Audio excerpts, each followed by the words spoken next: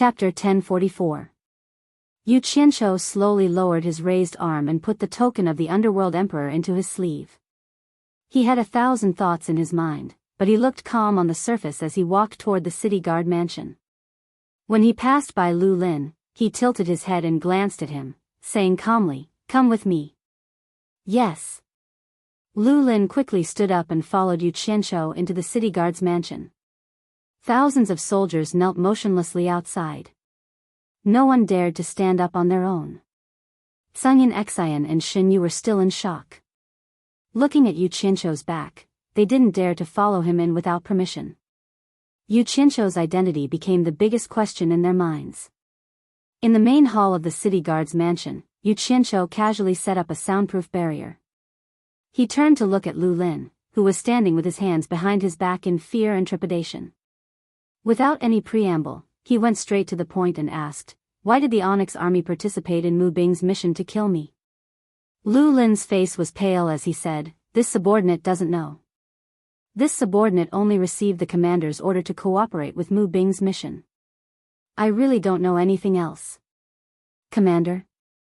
Yu Qianqiu raised an eyebrow and asked, "Wu Xiong?" Lu Lin was stunned.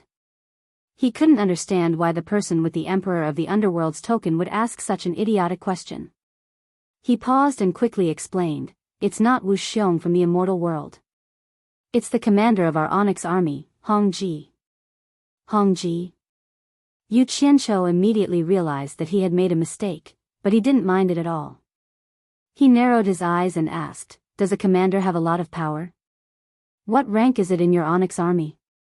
Hearing this, Lu Lin immediately realized that he knew nothing about the Onyx army, so he explained in detail in a fawning manner, "This subordinate holds the position of 1,000 guards in the Onyx army. Every 100,000 guards are under the control of a commander, and every commander is under the control of a grand commander. There are 10 grand commanders in total, and they all listen to Madame Blackpool's orders." Yu Qianqiu silently calculated, and after coming to a conclusion, he was immediately shocked and said, "If that's the case, doesn't that mean that the army of Onyx has 100 million soldiers? Only more, no less." Lu Lin said respectfully, "Because the Netherworld's territory is too vast, 100 million soldiers are actually not enough. The combined forces of the various tyrants exceed 100 billion, and this doesn't even include those in the Netherworld River's water race. Our dark underworld army is still under great pressure. Fortunately, Madame is wise and has always been expanding the army." Damn it. Was this not enough?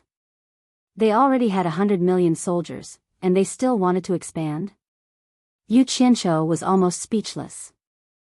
He only had 1 million cultivators in the human world, and most of them were below the soul formation stage. Every soldier in the Onyx army was at least a minor immortal. This Madame Blackpool's power was astonishing. But thinking about it, compared to the hundreds of billions of people under the Netherworld's tyrants, 100 million soldiers was indeed not a lot. Damn it. This Netherworld was really big to be able to accommodate so many people. No wonder even the Emperor of the Underworld by Qi could only intimidate and govern the Netherworld, but couldn't truly unify it. It was indeed very difficult to unify so many people. From this, Yu Qianqiu more or less understood some things. No wonder all the sects in the Immortal world fought to make a fortune in the Netherworld. This was a huge market of more than 100 billion underworld cultivators. Even if each person bought an Immortal world weapon or magic treasure, it would still be a huge number. The spirit stones developed in the Netherworld were enough to feed all the cultivators in the Immortal world. It was said that the Netherworld royal palace prohibited the Netherworld from doing business with the Immortal world, but with such a huge demand here, it was impossible for the Emperor of the Underworld by Qi to forcibly suppress it. Therefore, he could only turn a blind eye to it. Otherwise, with the Emperor of the Underworld's eyes and ears, there was no way he wouldn't know about such a big black market in Twilight City, and he wouldn't allow the Onyx army to sit here and divide the spoils. One had to know that the Onyx army had hundreds of millions of soldiers and horses fighting everywhere, and the consumption of weapons and magic treasures was also huge. Yu Qianqiu came back to his senses and asked, "What's the background of that Dong Shunlai? Is he also a member of the Onyx army?" This subordinate has never seen this person before, but it shouldn't be difficult to find out his background. I believe that you can use the Emperor of the Underworld's token to investigate the entire Onyx army, Lu Lin replied respectfully. Yu Qianqiu was speechless again. He was a fox borrowing the tiger's might, so how would he dare to use the Emperor of the Underworld's token to mobilize the entire Onyx army? Wouldn't that be courting death? Moreover, this matter involved the Onyx army. After thinking for a while, he knew that he couldn't stay here any longer, so he asked indifferently, "Can I leave now?" "Yes, sir." Lu Lin retreated to the side in fear.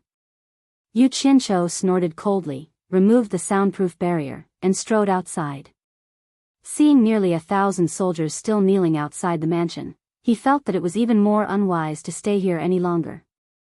He quickly walked to Tsangyan Xian and Shen Yu's side, took out his flying shuttle, and said, "Everything is fine here, let's continue our journey." After saying that, he took the lead and jumped up first. Tsangyan Xian and Shen Yu looked at each other, not knowing why he was in such a hurry, but they also flashed up. Yu Qianqiu didn't even look back as he flew away on his flying shuttle, leaving a group of people in Twilight City speechless. After a long time, Lu Lin confirmed that Yu Qianqiu had really left, and then he ordered his men to stand up. He felt like he was dreaming. Yu Qianqiu didn't hold him responsible for anything. On the flying shuttle far away from Twilight City, Yu Qianqiu suddenly shouted, "Old Song, you drive, let's hurry up." This time, Tsangyan Xian didn't insist. He took over Yu Qianqiu's hand, and after flying for a while, he suddenly asked, "Yu Qianqiu, you have the Emperor of the Underworld's token, why didn't you take it out earlier?" Seeing that no one answered, he looked back and found that Yu Qianqiu was frowning and thinking about something, so he asked again, "Why are you in such a hurry to leave? You have the Emperor of the Underworld's token, did you ask about the assassination?" "Ask what?" Yu Qianqiu came back to his senses and smiled bitterly, "My Emperor of the Underworld's token is fake. If I continue to stay, I'm afraid I won't be able to leave.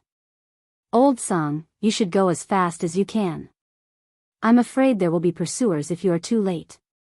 His words were half true and half false. In short, he hoped that Tsangyan Xian could hurry up and reach the mysterious forbidden area of the underworld as soon as possible. Anyway, it was not good to stay in the underworld for a long time. Tsangyan Xian and Shen Yu were speechless at the same time. They looked back at him in disbelief. They didn't expect him to dare to fake the Emperor of the Underworld's token. Now they understood why he was in such a hurry to leave. Fake the Emperor of the Underworld's token. Can't they tell the real from the fake? Yu Qianqiu, you are not joking, are you? Tsangyan Xian was still in disbelief. Yu Qianqiu smiled bitterly and said, "I didn't know it was the Emperor of the Underworld's token. I just saw it once by accident. I heard that this token is very useful in the underworld, so I made a replica. I just wanted to use it to solve the problem at hand. I didn't expect it to be the Emperor of the Underworld's token. If I knew it was the Emperor of the Underworld's token, I wouldn't have taken it out. But don't worry, they won't find out for a while." "Humph. I think you are really tired of living. You even dare to fake the Emperor of the Underworld's token. Is there anything in this world that you don't dare to do? Even if you want to die, you don't have to drag the two of us into this." Tsangyan Xian's face darkened on the spot. He had thought it strange earlier. How could Yu Qianqiu have the Emperor of the Underworld's token? It was unbelievable. It turned out that it was a fake. Damn it. I said I didn't do it on purpose. Didn't I do it with good intentions? Yu Qianqiu said angrily, "I really don't want to drag the two of you into this. If you are not happy, we will go our separate ways now." Hearing this, Tsangyan Xian and Shen Yu's mouths twitched at the same time. The two of them wanted to go their separate ways, but could they? Their lives were tied to him. If he was finished, everyone would be finished with him.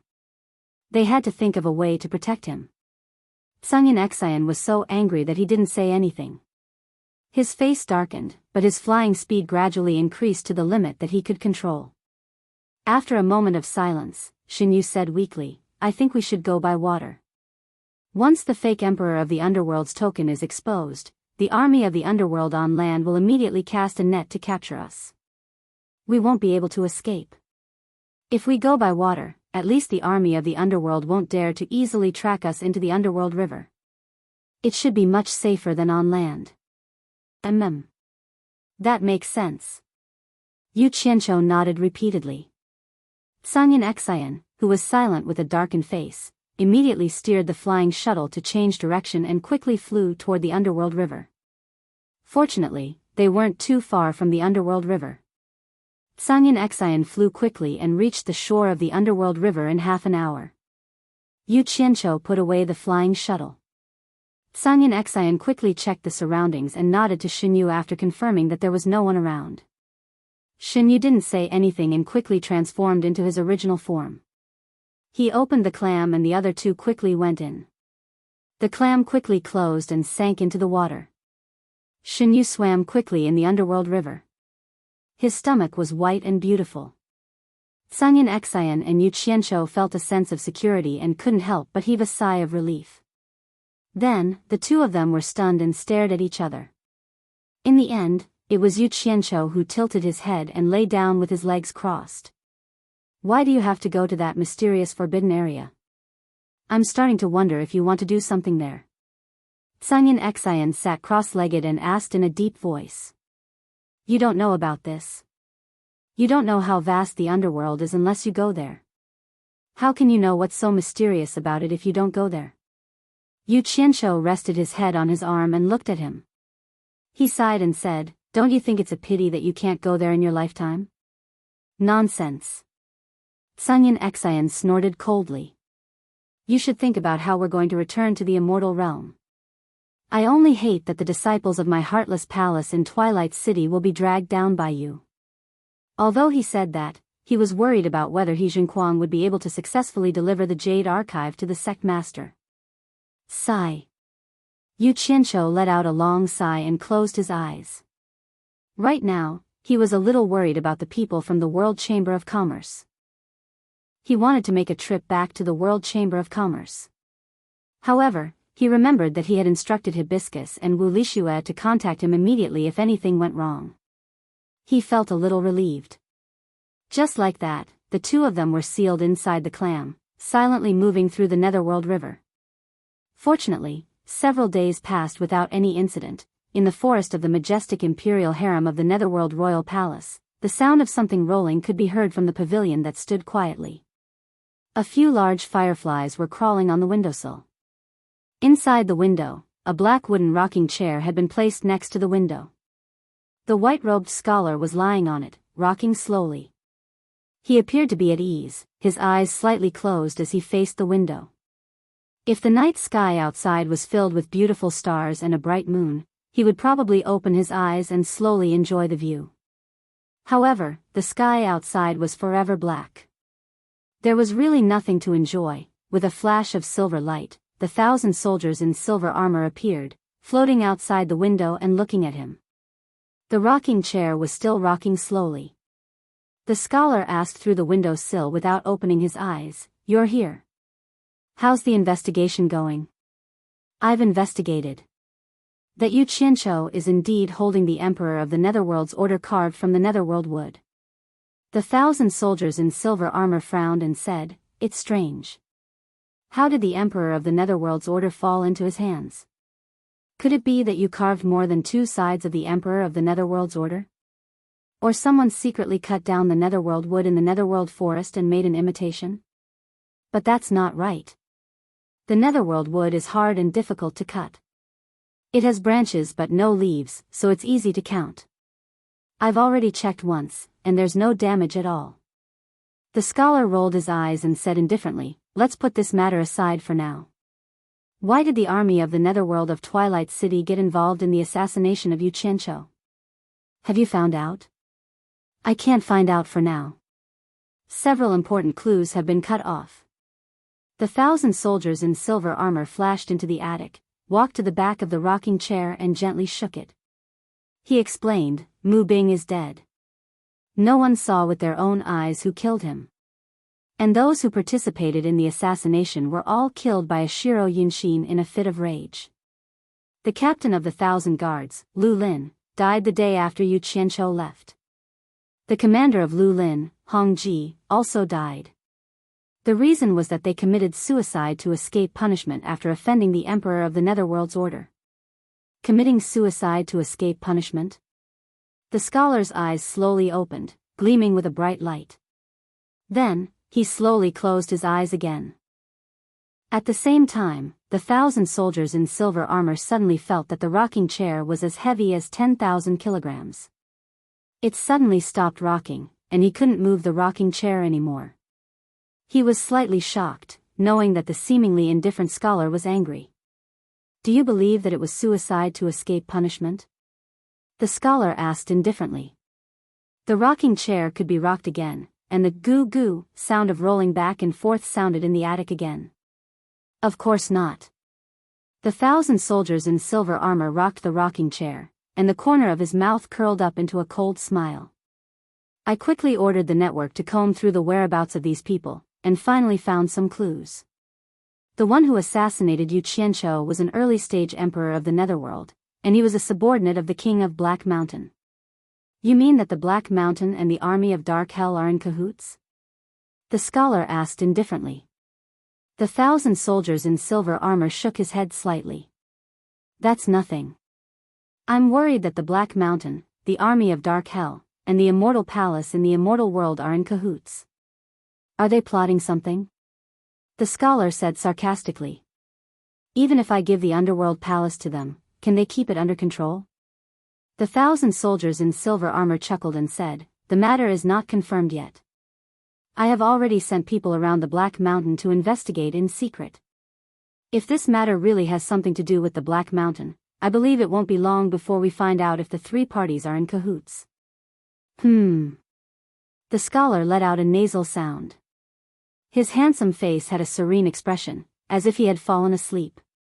After a while, he suddenly raised his hand and said, "Someone is feeling guilty. Maybe your investigation has been discovered. You should leave." The 1,000 soldiers in silver armor looked outside the window and turned into a beam of light and flew out. Not long after he left, a black light landed on the stone path outside the attic. The cold and noble Lady Blackpool appeared. Hearing the rumbling sounds coming from the attic, she immediately knelt to the window and said, "Blackpool requests an audience with the Emperor of the Underworld." A cold and emotionless voice came from the window. "Did you forget that I said you are not allowed to come here without my summons? Go to the Red Armor Army and receive your punishment." Madame Blackpool trembled in fear. She kowtowed to him with a pale face and said, "Please forgive me, Underworld Emperor. I have a grudge against the Red Armored Army. He will throw me to the boundless horizon." I begged the Emperor of the Underworld to listen to Blackpool's explanation. I barged in because I was flustered. "Please forgive me, Emperor of the Underworld." Having said that, she kowtowed repeatedly on the stone path. "You have hundreds of millions of soldiers under your command.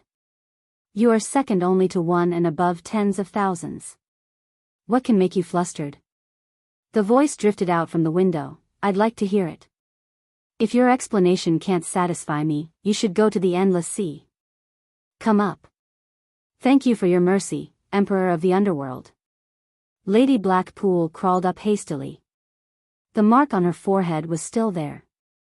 She could have dissolved the mark easily with her cultivation, but she purposely left it on her forehead. She walked quickly toward the attic, dragging the long black veil behind her as if she were a pitiful person. As she entered the attic, she saw the scholar swaying slowly on the rocking chair by the window. She walked quickly to the scholar and knelt down by his feet, saying with a sobbing tone, "I'm guilty. I failed to live up to your expectations." The scholar didn't bat an eyelid. He said nonchalantly, "Now that you have admitted your guilt, it means I didn't wrong you. Go to the endless sea." Lady Blackpool choked. She knew better than anyone else what it was like to be with a tiger, to be with the Emperor. Fortunately, she thought she had figured out the nature of the scholar. She plucked up her courage and moved to the opposite side of the scholar, sitting against the wall. She hugged one of the scholar's bare feet under the white robe and started massaging it. She squeezed out her tears sadly and said, let me serve the Emperor of the Underworld for the last time. She buried her head in the scholar's bare foot and massaged it with just the right amount of strength. Suddenly, she found the scholar's other bare foot lifted up automatically, and the sole of his foot pressed on her plump breasts, moving up slowly. Lady Blackpool suddenly raised her head and saw the scholar open his eyes and look at her with a smile. At the same time, she found the restless sole of his foot had slid into her clothes along the neckline. Chapter 1045. Emperor of Netherworld. Madame Blackpool moaned and moved aside shyly. However, her clothes were hooked by the scholar's bare feet. The clothes were made of good material, silky and smooth. They were peeled off from her body instantly. She moved away, but her clothes didn't. She didn't have any underwear inside. Her snow-white and smooth upper body was exposed to the air. Madame Blackpool timidly covered her full breasts with her arms. She bit her red lips shyly. Her body was so alluring. You haven't served me for a long time. The scholar took his bare feet off the black dress and smiled at the snow-white and delicate body sitting in a pile of black palace dresses. I'm willing to serve you, Emperor of Netherworld. But I'm afraid that I won't have another chance. Madame Blackpool held her full breasts and lowered her head slightly. She looked like she was about to cry. Not necessarily, the scholar said lightly. He didn't say anything else. He just looked at her with a smile as if he was saying, let's see your performance first. The atmosphere in the attic suddenly became very romantic. A few fireflies flew over and clung on the windowsill, making her beautiful body even more alluring. Madame Blackpool was like a bride on her first night. She released her arms shyly. Her unparalleled breasts amazed the scholar who had seen them more than once. He watched her white and tender body slowly stand up from a pile of black palace dresses. She was naked and so perfect that it made people's hearts beat faster. Madame Blackpool spread her arms and pulled out the hairpin that tied her hair. Her black hair fell on her shoulders like a waterfall, reaching her waist and touching her butt. The hairpin fell on the ground. The cool night wind blew in through the window. Her waterfall-like hair fluttered in the wind, making the beautiful woman look even more alluring. Madame Blackpool's charm and beauty were undeniable. Otherwise, the proud scholar wouldn't have fallen in love with her and become his favorite concubine. She knew how to seduce men. She was experienced in doing so. However, this kind of woman usually didn't want to be ordinary. The scholar felt a bit sorry for her. However, it was hard to change one's nature. He would never spend time and energy on persuading or forcing her to change. He had to make use of things that couldn't be changed. The scholar lay on the rocking chair motionlessly and looked at her with a smile. Madame Blackpool took one step forward and bowed. I will make up for my mistake and serve you with all my heart, Emperor of Netherworld. She gently grabbed onto one of the scholar's hands and pulled him up from the rocking chair. Then, she wrapped her body around him and rubbed against him. Her slender fingers were like agile snakes as she unknowingly took off the white robe on the scholar's body. Then, she went to the front of the scholar and pushed him down onto the rocking chair. The rocking chair couldn't help but shake. The woman couldn't wait and climbed on it impatiently. The woman climbed up and climbed on the scholar eagerly. With her red tongue. Licked, and teased the scholar. In the end, the woman buried her head in the scholar's lower body. When the erotic and decaying sounds were heard in the attic, the silver-armored soldier stood straight on the roof of the attic with his arms crossed. He was used to the sounds in the attic, but he still couldn't help but frown. The gentle sea, the passionate sea, the violent sea, and some people called it the sea of desire. After everything calmed down, a naked man and a woman were lying on the rocking chair in the attic. The rocking chair was a bit narrow. The woman had to curl up on the man's body. She rested her head on the man's shoulder, and her hair fell on the man's chest like a waterfall. The scholar held her with one hand and moved his other hand up and down Madame Blackpool's body. Finally, he played with her breasts and said with a faint smile, "You are getting better and better at serving people. It seems that you didn't raise those male pets in the palace for nothing." Madame Blackpool's blushing face suddenly turned pale. The scholar could feel her body stiffen. She whispered in his ear, ever since I followed the Emperor of Netherworld, I have been the woman of the Emperor of Netherworld. I will never let any man take my body. Those men are just servants who give me massages. Could it be that even you are jealous? She chuckled. The scholar laughed out loud, pinched her plump breasts, and asked, say it. Don't you want to explain something to me? Madame Blackpool put her head on his shoulder and said with grievance, it's all my fault. I was too eager to expand the strength of the army of Dark Underworld. I let some people mixed into the army of Dark Underworld. They were bribed by the people of the Immortal Realm to help them kill Yu Qianqiu. I didn't expect that Yu Qianqiu was the messenger sent by you, the Emperor of Netherworld. They knew they were in big trouble.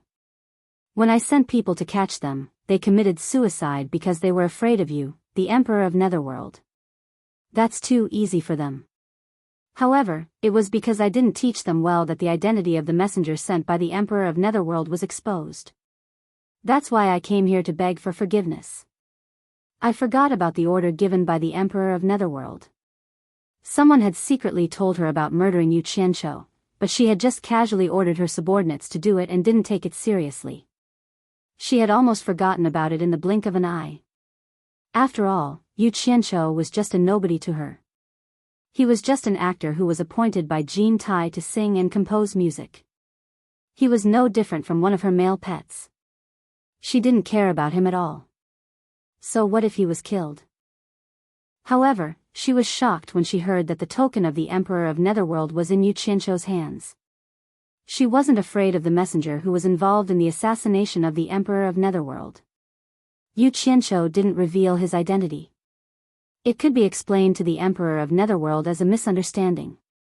What she was afraid of was that the series of secrets behind this would be exposed because of such a small matter. Once the Emperor of Netherworld found out, she would be doomed eternally. She would rather die than live. Therefore, this murder, which she didn't care about, immediately attracted her attention. Soon, all the people who were involved in this matter were killed, and the clues were cut off. As soon as she let out a sigh of relief, she found that the silver-armored 1,000 soldiers had sent someone to investigate this matter in secret. The silver-armored 1,000 soldiers were the close subordinates of the Emperor of Netherworld. Their every move represented the Emperor of Netherworld. It was obvious that the Emperor of Netherworld had his eyes on this matter. She was almost scared out of her wits. That was why she broke into this place despite the fact that the Emperor of Netherworld forbade her from intruding into this place. She had to report and explain to the Emperor first to show her loyalty. Even though all the clues had been cut off, there was still a difference between telling the truth and being found out. She had to resolve the possible crisis in time. The scholar played with her breasts and snorted coldly, I haven't shown my token for a long time. You want to commit suicide to escape punishment? Humph. It's good that you know you're scared. Forget it, let bygones be bygones. Your subordinates need to be disciplined in the future. I will do my best to discipline them. The Madam of Blackpool showed a delighted expression. She hugged the scholar's neck and asked feebly, you don't blame me anymore? The scholar's hand slid to her pert buttocks and sighed, you are a stunner. Without you, it would be less fun. Thank you for your forgiveness, Emperor of Netherworld. I will try my best to serve the Emperor of Netherworld. The Madam of Blackpool was delighted. She twisted her body like a water snake. She couldn't help but murmur in a strange tone, Yu Qianqiu is so lucky. He has been favored by you and given the token of the Emperor of Netherworld. I have never enjoyed such an honor. She had been doubting the authenticity of the token of the Emperor of Netherworld in Yu Qianqiu's hands. It was because she had never heard that the Emperor of Netherworld had contacted Yu Qianqiu. How could Yu Qianqiu have the token of the Emperor of Netherworld? She came here to verify the authenticity of the token from the Emperor of Netherworld. You don't have to worry about it. I have my own plan, the scholar said with a faint smile. Though he didn't admit it, it was tantamount to admitting that he had given the token of the Emperor of Netherworld to Yu Qianqiu in her eyes. Yes. I have only one thing to worry about, which is to serve the Emperor of Netherworld well. The Madam of Blackpool let out an extremely charming smile and slid to the bottom of the rocking chair. Her waterfall-like hair covered the lower part of the scholar's body, trying her best to flatter him. After another round of passionate indulgence, the Madam of Blackpool helped the scholar put on his clothes carefully. Then she picked up the clothes on the ground and put them on. She tied up her hair and looked elegant and noble again. However, a hint of laziness still lingered on her face. The scholar stood by the window and looked at the outside quietly. The Madam of Blackpool, who had dressed herself from head to toe, came to his back and hugged his waist tightly. "When I miss you, can I come here and serve you whenever I want to?" she asked resentfully. She wanted to strike while the iron was hot and break the prohibition. Otherwise, no matter how good she was at serving men, she couldn't use the same method all the time. The man would get tired of her sooner or later. "You are in charge of hundreds of millions of soldiers and horses, so you must have many things to report. It's unreasonable to forbid you from coming here." The scholar nodded and patted his hands that were hugging his belly, saying with a smile, "All right, you can go and do your own things. I want some peace and quiet." "Yes." Madam of Blackpool let go of her hands and bowed to him happily. Then, she walked down the attic while dragging her long skirt behind her. After she walked out of the attic and turned into a black light, the silver-armored soldier drifted down from the sky and landed by the window. He looked at the scholar with a frown and said, "According to what you said, did you really give the token to Yu Qianqiu?" "It's impossible." The scholar squinted at him and said angrily, "Why do you always eavesdrop on me when I do this kind of thing? Do you know it affects my mood?" The silver-armored soldier was startled. His face twitched as he watched the scholar turn around and walk down the attic. Then, he saw the scholar walk out of the attic. The scholar walked on the stone path around the attic. He was wearing a white robe and walked slowly with his bare feet. He wasn't afraid of the cold and walked to the back of the attic. There was a small path at the back that led to the depths of the forest. He walked slowly along the path. Chapter 1046. The serene wood forest was dotted with specks of starlight. It was the fireflies that climbed up the trees.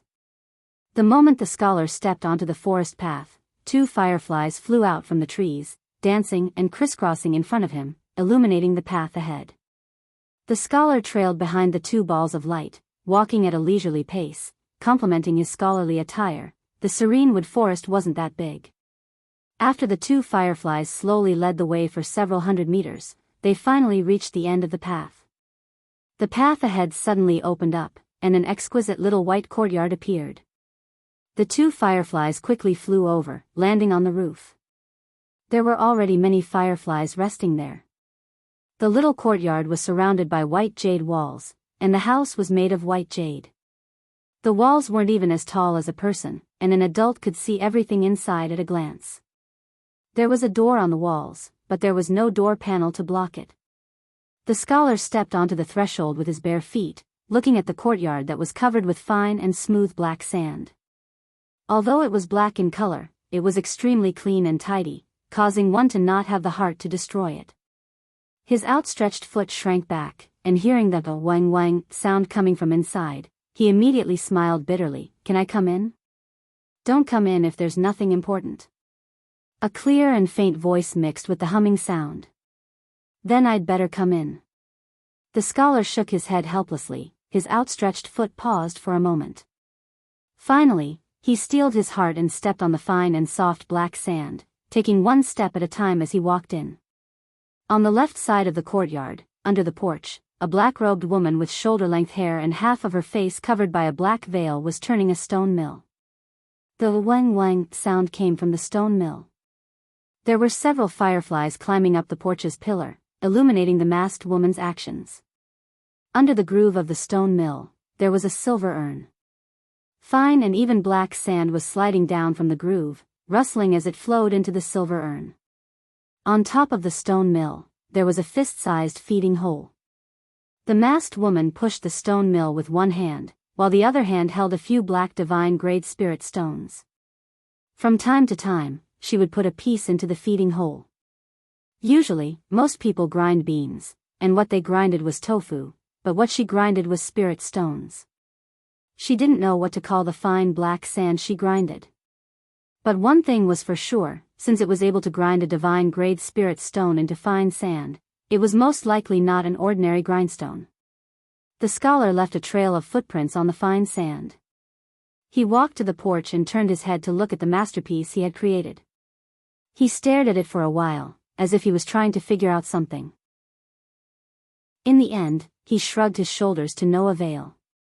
Thus, he stared at the masked woman for a while longer, then clenched his fist and coughed lightly. Why do you have to go through so much trouble?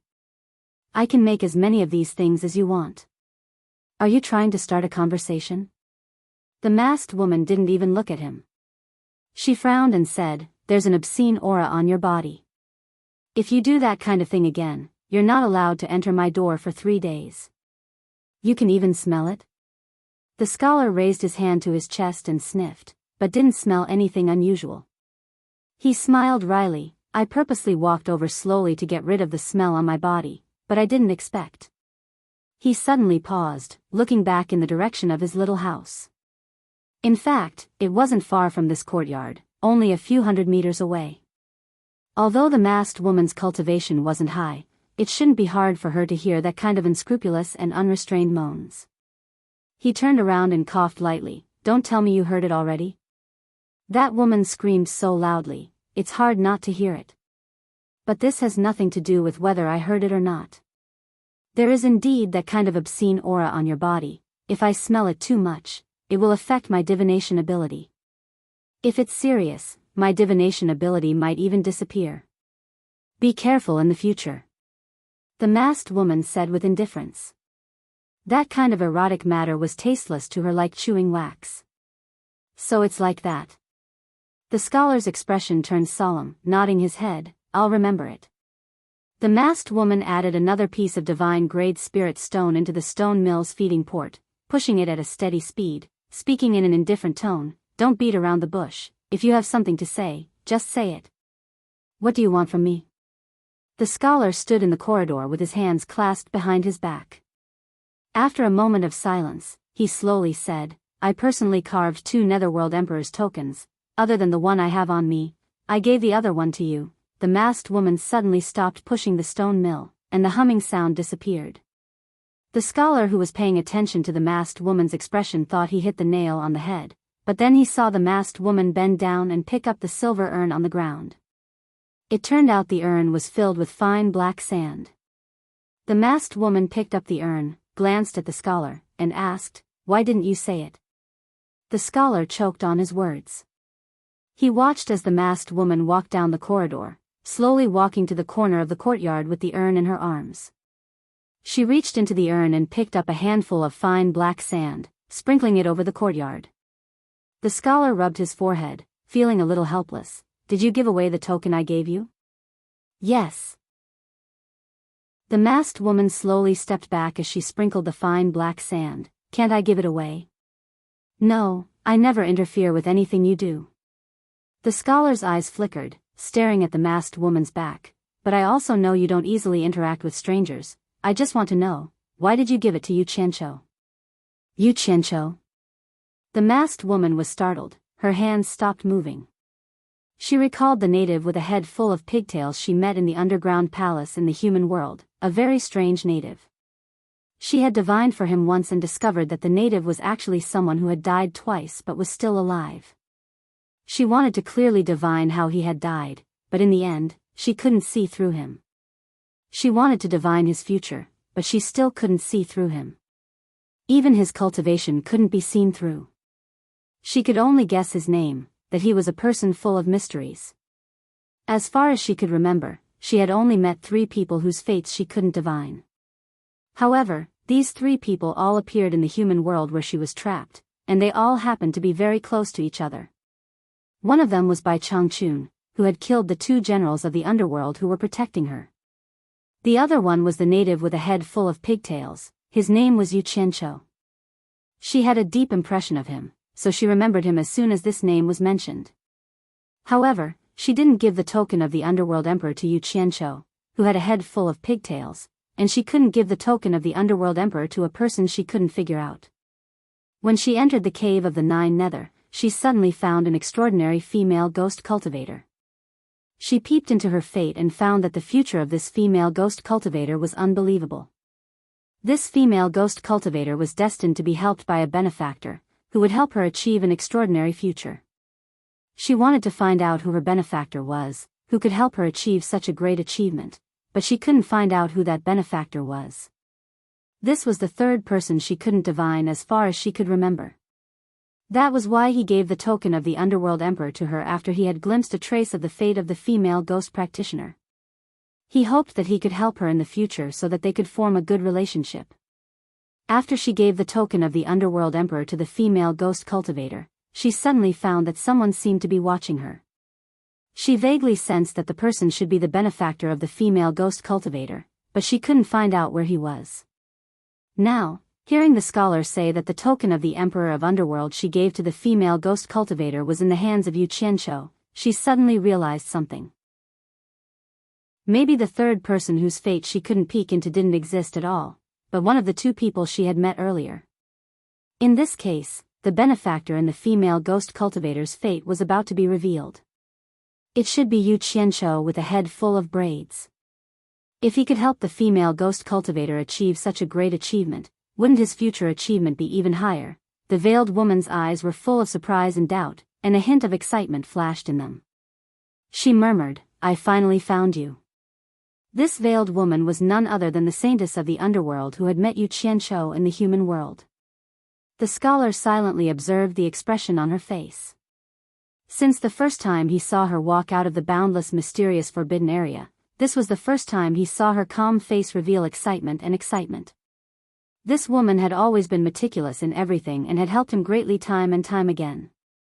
Even when he and Jean Tai were able to escape from the heavenly tribulation in the human world, it was also because of her, otherwise, the two of them would definitely be dead. In addition, she had a mysterious identity of walking out of the boundless, mysterious, forbidden land, so the scholar didn't dare to look down on her and regarded her as a celestial being. It was the first time he saw her show such a rich expression. The scholar felt very uneasy in his heart while he was surprised, wondering what "I finally found you" meant. He couldn't help but ask, "Could it be that you are related to that Yu Qianqiu?" The saintess of the underworld regained her composure and shook her head slightly. "I have no relationship with him. I just met him once when I returned to the underworld and spoke a few words with him." She didn't say clearly whether it was before or after she returned to the netherworld, but the scholar took it as a matter of course that it was something that happened after she returned to the netherworld. He nodded slowly and said, "You must have seen something about the person who could make you give him the token just by meeting him once." "That's right, I remember the first time I saw this brat at the dragon transformation gate. He actually carried Li Guang's youngest son and leaped up the dragon gate, helping that little brat successfully transform into a dragon. Although that little brat succeeded because of himself, now that I think about it, I remember that the Netherworld River Black Carp clan always has a fated person when they leap through the dragon gate. To be able to become the fated person for the Black Carp to transform into a dragon, it must not be simple. There must be some karma involved. I've overlooked it. Help the Netherworld River Black Carp transform into a dragon?" The saintess of the underworld was stunned. "Yes." The scholar smiled and said, "You don't really care about it, so I didn't mention it to you." The saintess of the underworld hugged the silver urn and a smile blossomed on her face. She said softly, "He really is an unspeakably noble person. Seems like I didn't guess wrong." Chapter 1047. Noble person? The scholar was startled, and then he said with a faint smile, "You used the word noble to describe him? I'm really surprised to hear such words coming out of your mouth."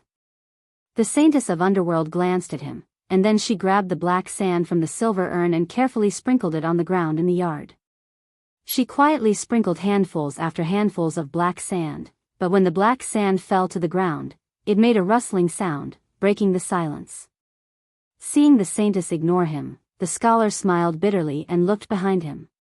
He took a step back and sat on the knee-high corridor under the porch. He folded his bare feet and sat cross-legged by the grindstone with his hands on his knees, silently watching the saintess of underworld step back while sprinkling the black sand. He thought he was very patient and could wait for the saintess to finish the whole yard. However, she was so meticulous that he couldn't be fast. 2 hours later, not even half of the small courtyard was finished. The scholar couldn't help but rub his forehead helplessly. He found that his patience seemed to be unable to endure for even 2 hours. Moreover, it seemed that it would take at least another 2 hours. Compared to the long years that he had experienced, what was 1 to 4 hours worth of time? But now, it was unbelievable. He then sat under the eaves and muttered to himself, ever since I experienced that great battle in the human world, it was as if I was enlightened. Only then did I realize that the power of heaven is unpredictable. There seems to be a pair of heavenly eyes watching everything, and it's not something that we can contend against. In the long river of time, Bai Qi, am not the first emperor of the underworld to rule over the underworld, and I don't think I will be the last emperor of the underworld. I know this, so I, Bai Qi, don't hope to die with the world. Hearing this, the saintess of the underworld scattered a handful of black sand and looked back at him. She continued to do things that others couldn't understand and said coldly, since you've already seen through it, why do you still come here to nag at me? Don't tell me that you didn't come here to ask me about your fate this time. Hee hee. Although I don't want to die with heaven and earth, I don't want to end up in a miserable way. If my fate is destined to end in a miserable way, then why can't I, Bai Qi, fight against my fate? It is said that even ants are greedy for life. No matter how magnanimous I, Bai Qi, I am not immune. The scholar spoke slowly like an old monk in meditation. A firefly that was hanging upside down under the eaves fell down and fluttered lightly behind him. Suddenly, it landed on the millstone behind him. The flickering light was reflected back by the white jade wall, making the scholar who said that he was not immune to vulgarity seem somewhat extraordinary and refined. Sophistry. In the end, we're back to square one, the netherworld saintess said with a cold snort. Regardless of whether I'm being unreasonable or not, I'm telling the truth. There's no doubt about that. The scholar looked at her and smiled faintly. Why did you meet me when you came out of that place and not someone else? Why are you always in front of me? Isn't this fate? This should also be a part of my fate. Perhaps the heavens have already given me a chance to change my fate. Since there's already a solution in front of me, I, Bai Qi, naturally have to fight for it. Otherwise, it would be tantamount to defying the heavens. Don't you think so? Then have you ever thought that perhaps my arrival is an important factor that allows you to walk towards your final fate? The netherworld saintess said faintly. As soon as these words came out, the scholar frowned and fell into deep thought. AI. You and I have been together for so many years. Humans aren't grass or trees, we can't be emotionless. The masked woman, who was like a fairy scattering flowers, suddenly sighed lightly and said with some reluctance, it's not that I don't want to tell you. It's my honor that the heavens allowed me to peep into the fate of others. However, they only allowed me to be a bystander and didn't give me the right to reveal the fate of others. Every time I peep into the fate of a person, I feel that there's a voice in the unseen world warning me that if I were to reveal the fate of others, I would definitely suffer the wrath of the heavens. My mother is a good example. Your mother? The scholar had a stunned look on his face as he looked at her in disbelief. In the past, he had asked her about her origins several times, but he didn't get a single reply. He didn't expect that she would actually mention her mother today. He couldn't help but be surprised as he said, if that's the case, your mother can also peep into the fate of others like you. Why did you come out from there? What's in there exactly? Can't you tell me about your origins? This has nothing to do with you. Besides, it's my secret. I don't want to tell others so easily. The netherworld saintess scattered the black sand calmly. The scholar had already expected this. He shrugged his shoulders and suddenly, a faint light of wisdom flashed in his eyes. He muttered to himself, you were able to give the token to Yu Qianqiu. I wonder how noble this noble person you speak of is. I won't hide it from you. You must know that the unspeakably noble you speak of is unable to not move my heart. I wonder if his nobility can be beneficial to me? The netherworld saintess was taken aback and stopped what she was doing. She turned around and looked at him meaningfully as if she had thought of something. In fact, she had only given the token of the Netherworld Emperor to that female ghost cultivator, and she had never said that she had given the token to Yu Qianqiu. However, the owner of the token had mistakenly thought that she had given the token to Yu Qianqiu again and again. All these coincidences seemed to have reminded her of something all of a sudden, and she seemed to have peeped into something. She was lost in thought.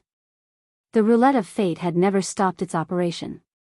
It was mighty and irreversible, like the evolution of the endless stars in the universe.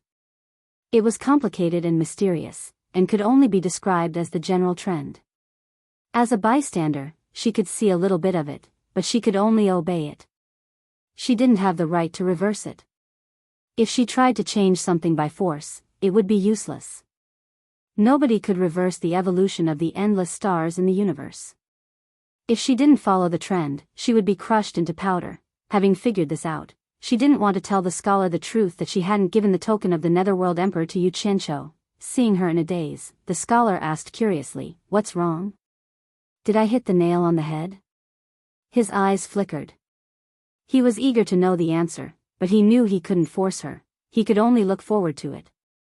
The saintess of the underworld exhaled softly. The black veil covering half of her face fluttered slightly, and then she regained her calmness. She stopped her homework and walked to the scholar with the silver urn in her arms. She put the urn under the millstone, turned around and sat down with the scholar. They looked like a couple, but in fact, they weren't.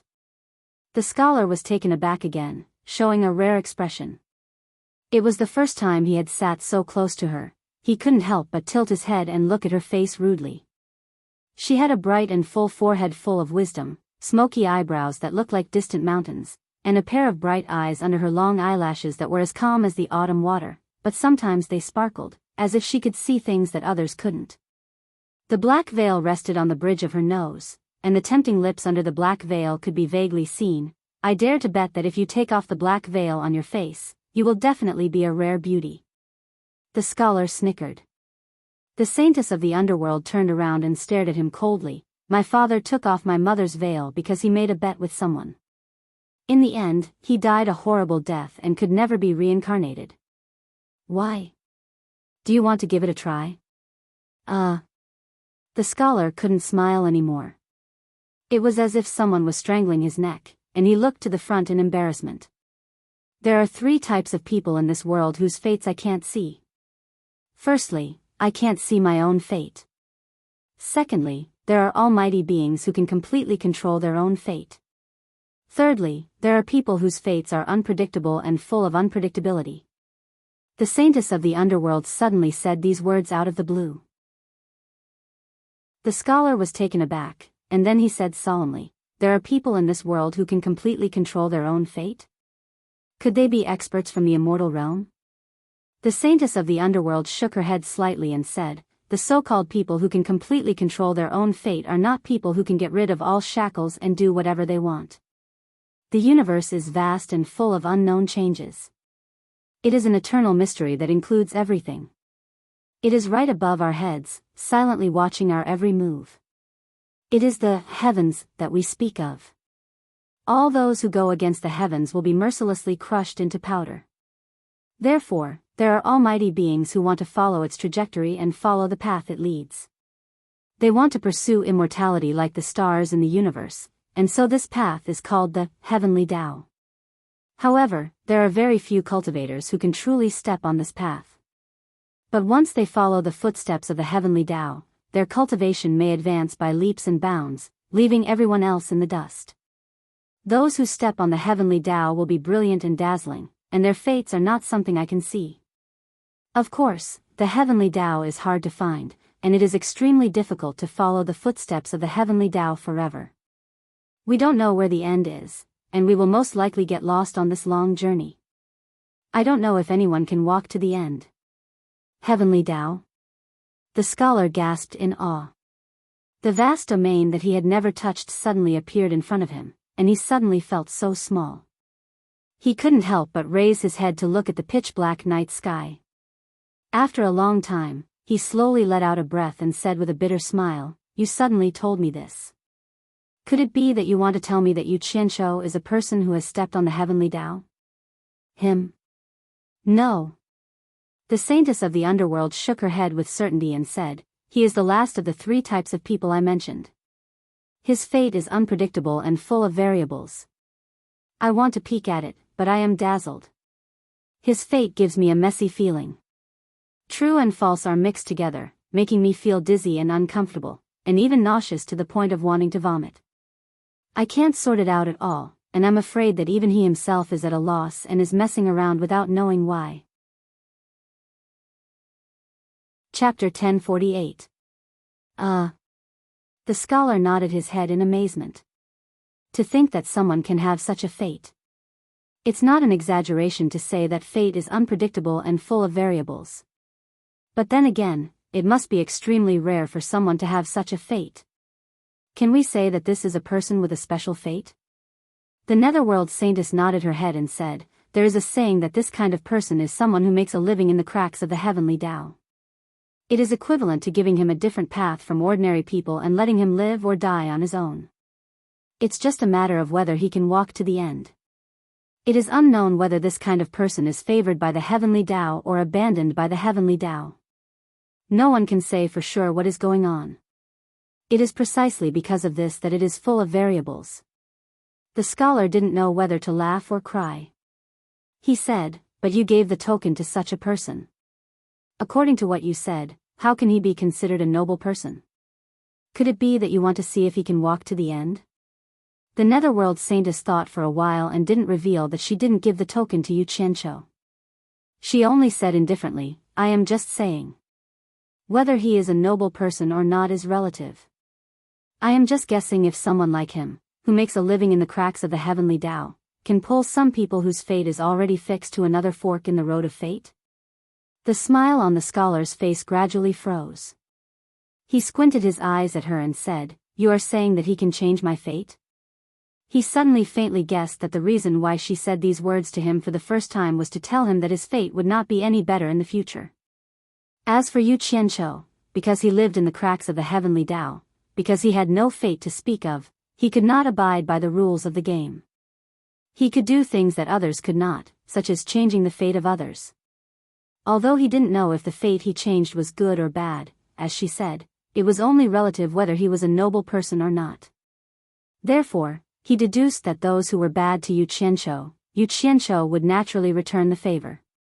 Those who were good to Yu Qianshou would naturally receive the corresponding retribution. This was the difference between good and bad. Otherwise, why would she give her token to Yu Qianshou? There was a suspicion that he was trying to express his goodwill. Smart people would often think that they had seen through the propositions, but they would often be fooled by their own cleverness. As for whether it was good or bad, only time would tell.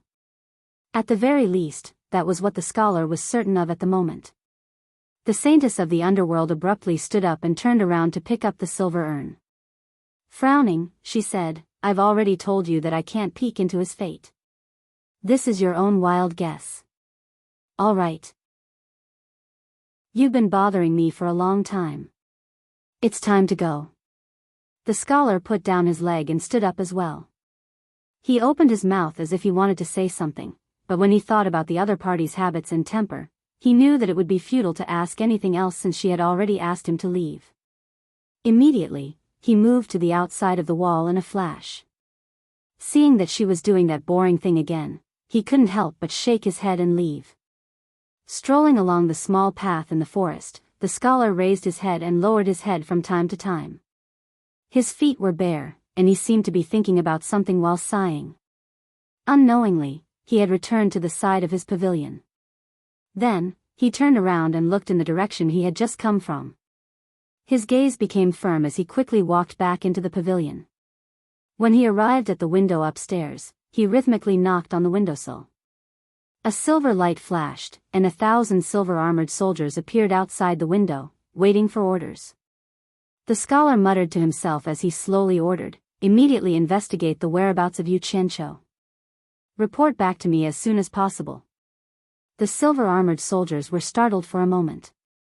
Then, they immediately cupped their fists and said, yes. Then, they disappeared in a flash. Just when the scholar was about to sit back on the rocking chair, a ray of golden light pierced through the night sky and instantly reached the window. A dignified man dressed in an exceptionally gorgeous golden robe appeared. His slender eyes flickered as he glanced at the rocking chair by the window. Then, he opened his thin lips and said, "Bai Qi, you seem to be living a leisurely and carefree life. How can I be as leisurely and carefree as you? It's dark here, and there are a lot of people who don't listen to me. Unlike you in the beautiful and colorful immortal realm, where no one dares to disobey your orders." The scholar placed his hands behind his back and revealed an arrogant expression as he mocked, "Jin Tai, you don't come without a reason. Speak. What do you want from me this time?" It turned out that this sudden visitor was the Supreme Emperor of the Immortal Realm, Jin Tai. One was the Supreme Emperor of the Underworld, and the other was the Supreme Emperor of the Immortal Realm.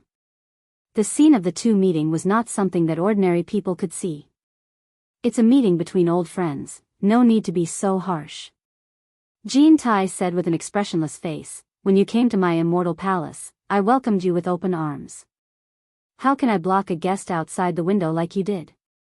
The scholar snorted coldly, but he still turned around and left with his hands clasped behind his back, opening up the window.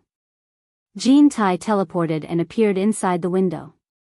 Like an indescribably noble emperor, he slowly and majestically paced around the pavilion, examining the furnishings inside.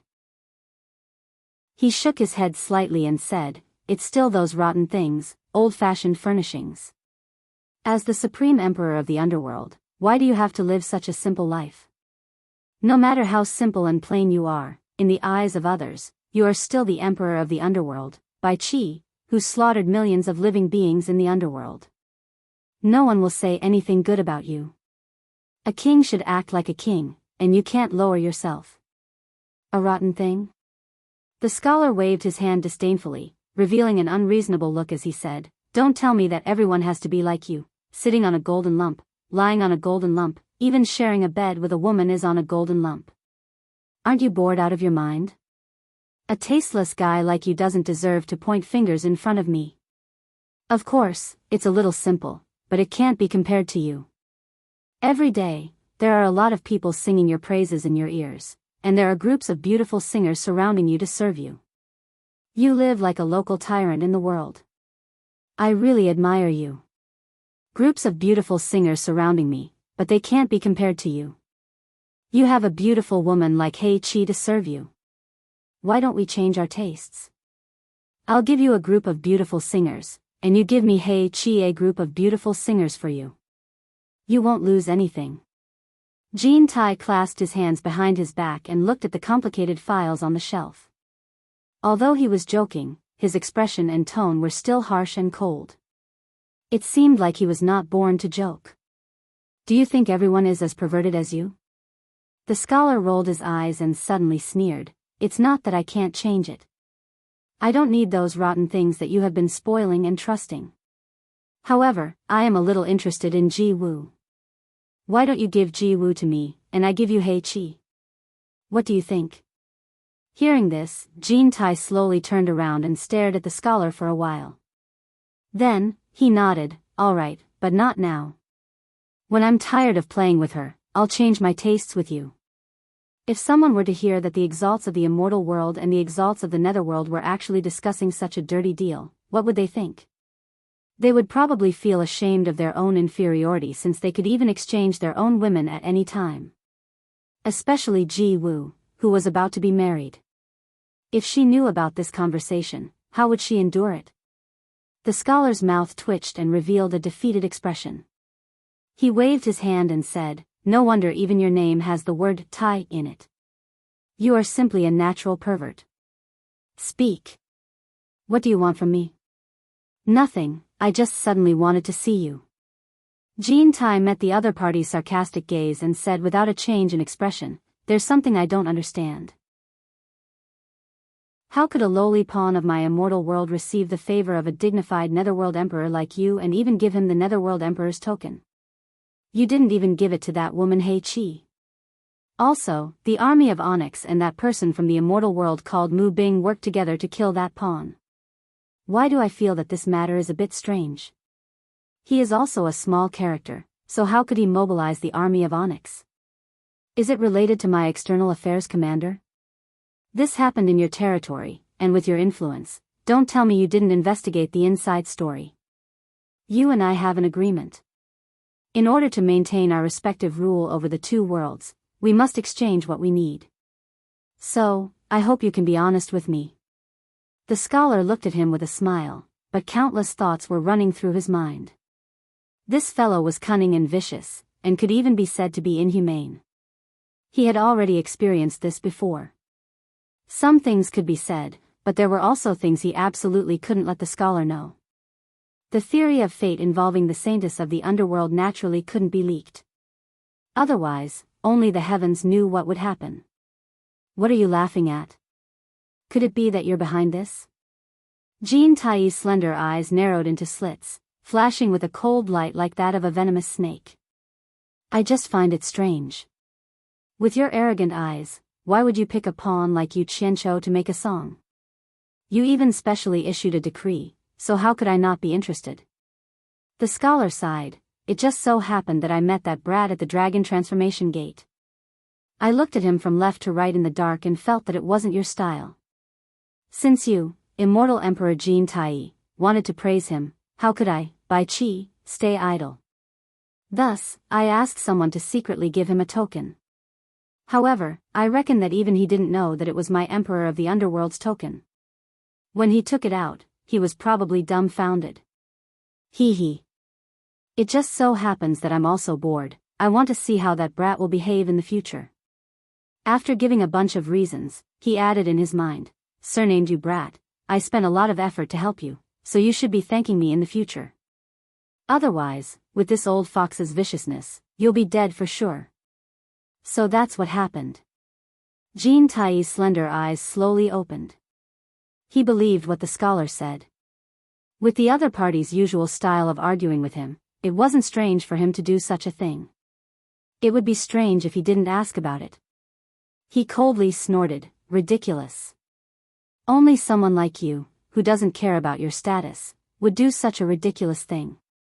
As for why I asked him to compose a song, you don't need to be suspicious. There's nothing shameful about it. First, Ji Wu took a fancy to the song he composed. Second, I heard that the song he composed had an unusual flavor, so I could use it. As for after this, if he can display his talents to please me, I'll keep him if he's useful. If he's useless, someone will naturally take care of him. He's not worth worrying about. Let's talk about my second question. What have you found on your side? Chapter 1049. I haven't found anything yet. The scholar's expression was a bit stiff. This wasn't something to be happy about. Jean Tai slowly turned to the window and said indifferently, Bai Qi, do you think I'm a 3-year-old child? If you can't even find out about this, I think you'd better give up your position as the Emperor of the Underworld to someone else. The meaning of his words couldn't be clearer. He clearly didn't believe the scholar's words. I want to let you sit, do you dare? The scholar snorted and also walked to the window. Standing side by side with Jean Tai, he said, don't talk nonsense. I don't have the mood to beat around the bush with you. It's not that I didn't try my best to find out the truth. It's just that I haven't found anything yet. The people involved in the matter are all dead, and some key figures even committed suicide. Don't you think it's strange? Committed suicide? Jean Tai suddenly tilted his head and raised his sword-like eyebrows. This matter is a bit strange and unpredictable. It seems that your control over the underworld is really not flattering. Someone actually dared to play this kind of trick under your nose. Haven't you found the mastermind behind it? You don't need to worry about my side. I know what I'm doing. The scholar put his hands on the windowsill and looked at the fireflies shining in the forest. He said indifferently, but you should investigate carefully on your side. There's one thing I need to remind you. This time, it's not only the army of Dark and the father-in-law of your external affairs commander. There are also the subordinates of the king of Black Mountain. The three forces are led by Mu Bing. Mu Bing alone can't cause such a big wave. I'm afraid your external affairs commander isn't simple. The king of Black Mountain? Jean Tai's slender eyes flickered. He said, I've heard of this person for a long time. I heard that he's very powerful. Haven't you investigated his background? He suddenly appeared many years ago. After swallowing several territories with thunderous means, he hasn't made any moves since. He's a bit mysterious. The scholar lightly patted the window sill and said indifferently, the underworld is not like your immortal world. The more mysterious a person is, the more difficult it is to act rashly. But this time, he actually took the initiative to interfere with me. If I don't do something, it'll be a little unreasonable. Jean Tai nodded slightly and said, the Black Mountain King, the Black Nether Army, and my external affairs great commander, humph. These three groups of people actually wore the same pair of pants. What were they trying to do? You want to rebel? As he spoke, he turned to Scholar and said, don't be in a hurry to make a move on this matter. Let's get to the bottom of this matter first. It's fine if we don't make a move, but once we do, we must eradicate the root of the problem. Don't leave any hidden dangers behind. Both of us should keep in touch with the progress of the matter. After he finished speaking, he turned into a streak of golden light and disappeared into the distant night sky. He left as soon as he finished what he had to do. He had no intention of staying for even a moment longer. In the surging immortal realm, amidst the vast and tumbling sea of clouds, there was a tall mountain that pierced the heavens like a sword. The mountain was extremely steep and there was no way to find it. It was surrounded by cliffs and precipitous cliffs. Ordinary people could only look up at it and sigh. More than half of the mountain peak abruptly emerged from the surging sea of clouds. One could see the tangled vines hanging down from the surrounding mountain walls. There was no lack of inspirational eagles building their nests on the high and dangerous mountain. A heavenly wind swept through the sea of clouds. As the vines swayed, a series of resounding eagle cries could be heard. Several eagles drilled out of their nests and soared against the strong wind. Behind the mountain wall behind the swaying vines, 14 unforgettable and awe-inspiring words were carved vertically in 3 rows on the steep mountain wall. The words were each tens of feet in size. The heavenly winds still pushed the clouds away. Even the ancient vines that were as thick as a child's arm could not hide the true appearance of the words. The heavens are heartless, and the earth is heartless. I think of you, and I will also forget my feelings. The words were deeply embedded in the mountain and had been eroded by wind and rain. It was obvious that they had existed for countless years. Suddenly, the clouds gradually turned red. The rising sun jumped out of the distant sea of clouds in an instant, illuminating the heaven and earth. The sword-like mountain peak welcomed the first ray of morning light. A rainbow formed at a visible speed, from one end of the sea of clouds to the other end. It just happened to be stranded on the mountain peak that rose out of the sea of clouds. Such a beautiful scene was exceptionally spectacular and breathtaking.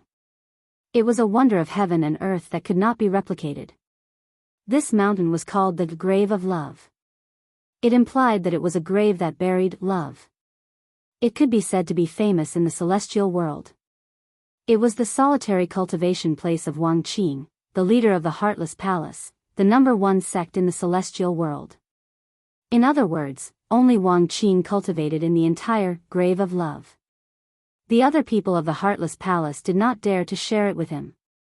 Because under the cliffs of this mountain peak, not only love was buried, but also the bones of Wang Qing after he killed his wife and children and slaughtered hundreds of people in his family.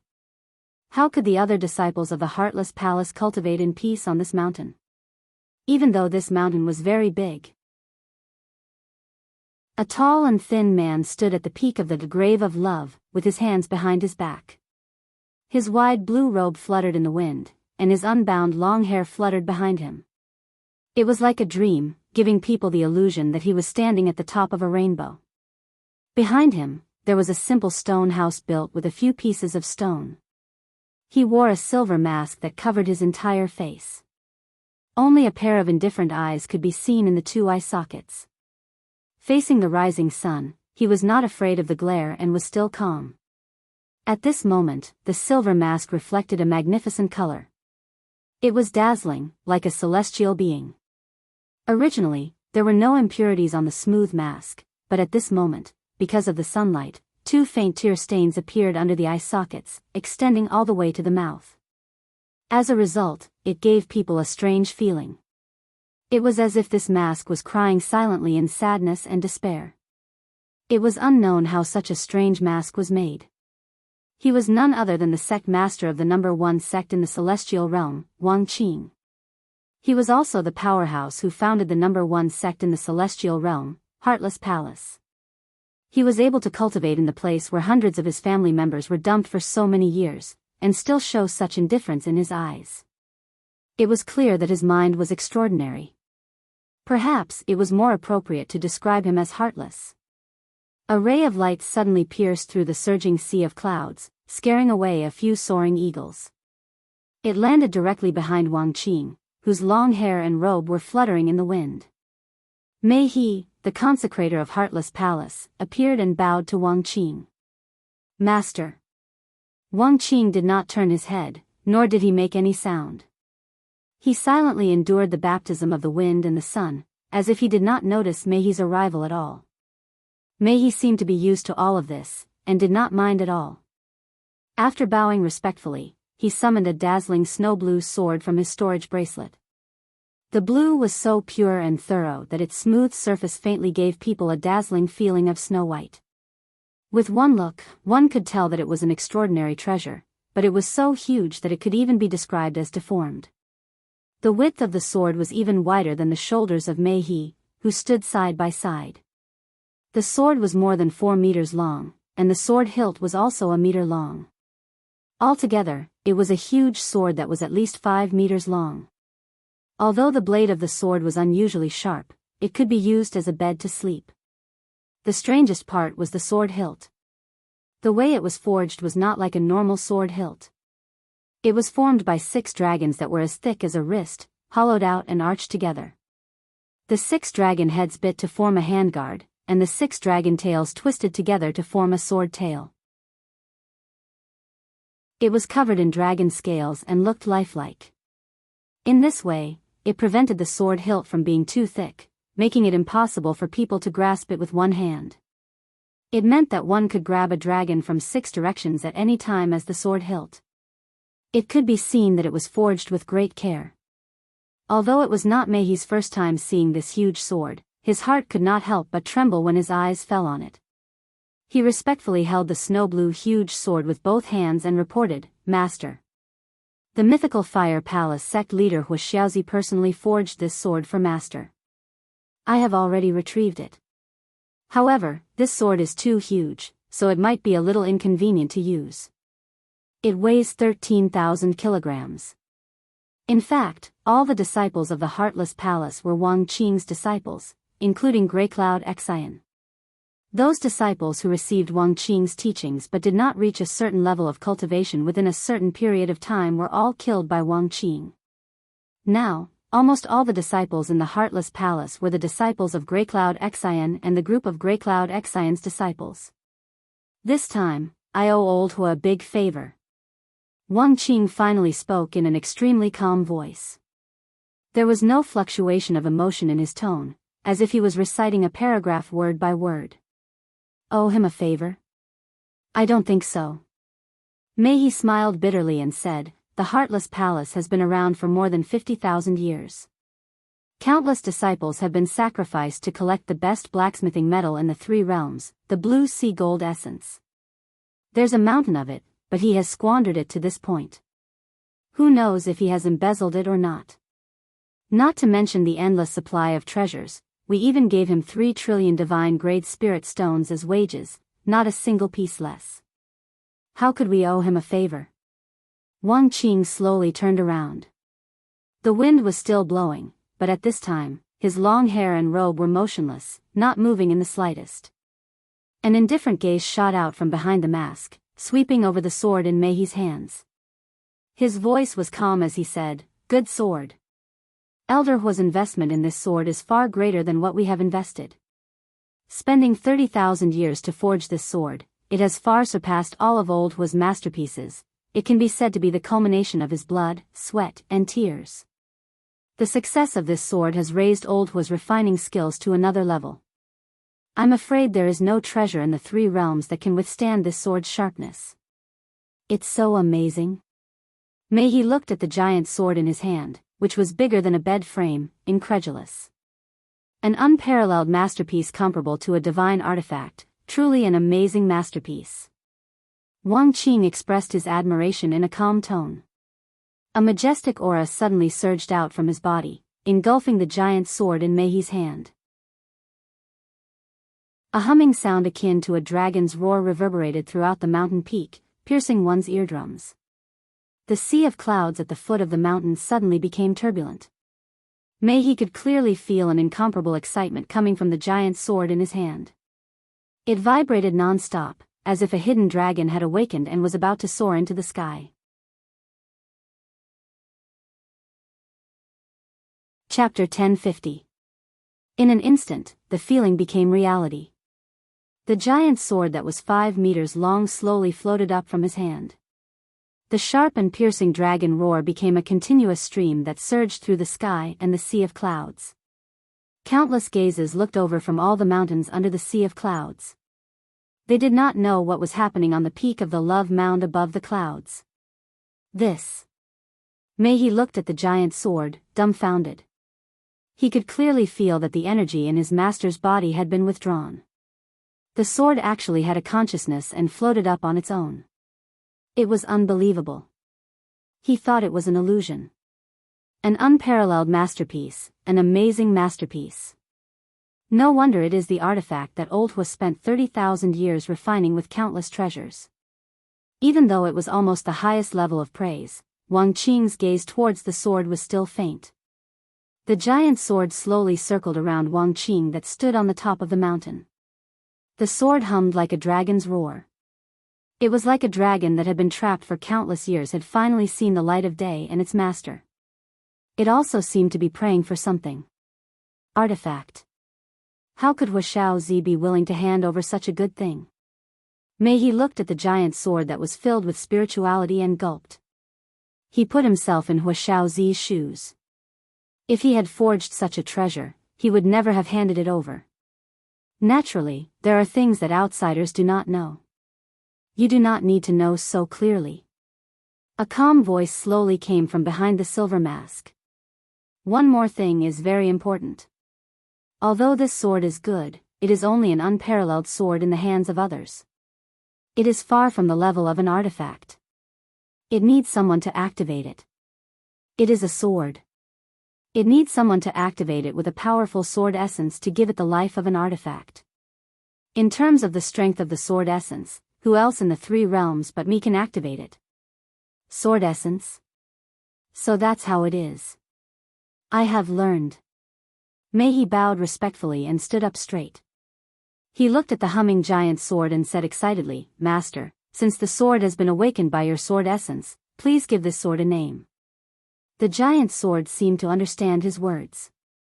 It flew faster around Wang Qing as if this was something it had been waiting for a long time. Wang Qing looked at the giant sword that floated in front of him from time to time. After a moment of silence, he calmly said word by word, "I grant you the name, 6 Dragon Snow Blue." 6 Dragon Snow Blue. Every time the giant sword circled around to the front of Wang Qing, a syllable would come out of Wang Qing's mouth and hit the sword. 4 rounds. After withstanding 4 syllables, the giant sword suddenly erupted with a snow blue light. It blossomed on the summit of the mountain. The magnificent snow blue light instantly competed with the rising sun in splendor. Countless people on the various mountains below the sea of clouds looked at the sea of clouds above their heads in surprise. They didn't know if it was an illusion, but they seemed to have seen the sea of clouds that was dyed red suddenly turn blue.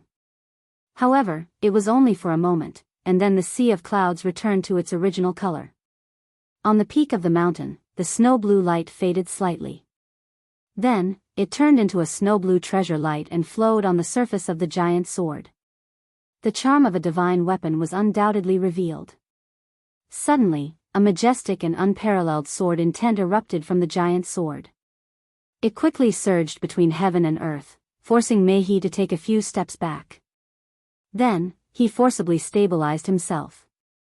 However, Wang Qing stood there motionless like a mountain. The spectacular rainbow stranded on the peak of the mountain had already been washed away. A high-pitched sword hum sounded. A snow-blue light suddenly shot up from the peak of the mountain and shot straight into the sky. It was as fast as a meteor chasing after the moon, dragging a thin and long tail behind it. The swift and fierce sword intent quickly spread out from the top of the mountain like a shock wave. The dense sea of clouds instantly stirred up huge ripples and surged out in all directions. The fiery red rays of the sun quickly cast on the undulating mountains below. All the disciples of the Heartless Palace who were standing outside had their mouths wide open as they witnessed the dense sea of clouds above their heads being pushed aside. Then, the passionate fiery sunlight gradually spread and illuminated the green mountains and rivers like a pillar of light.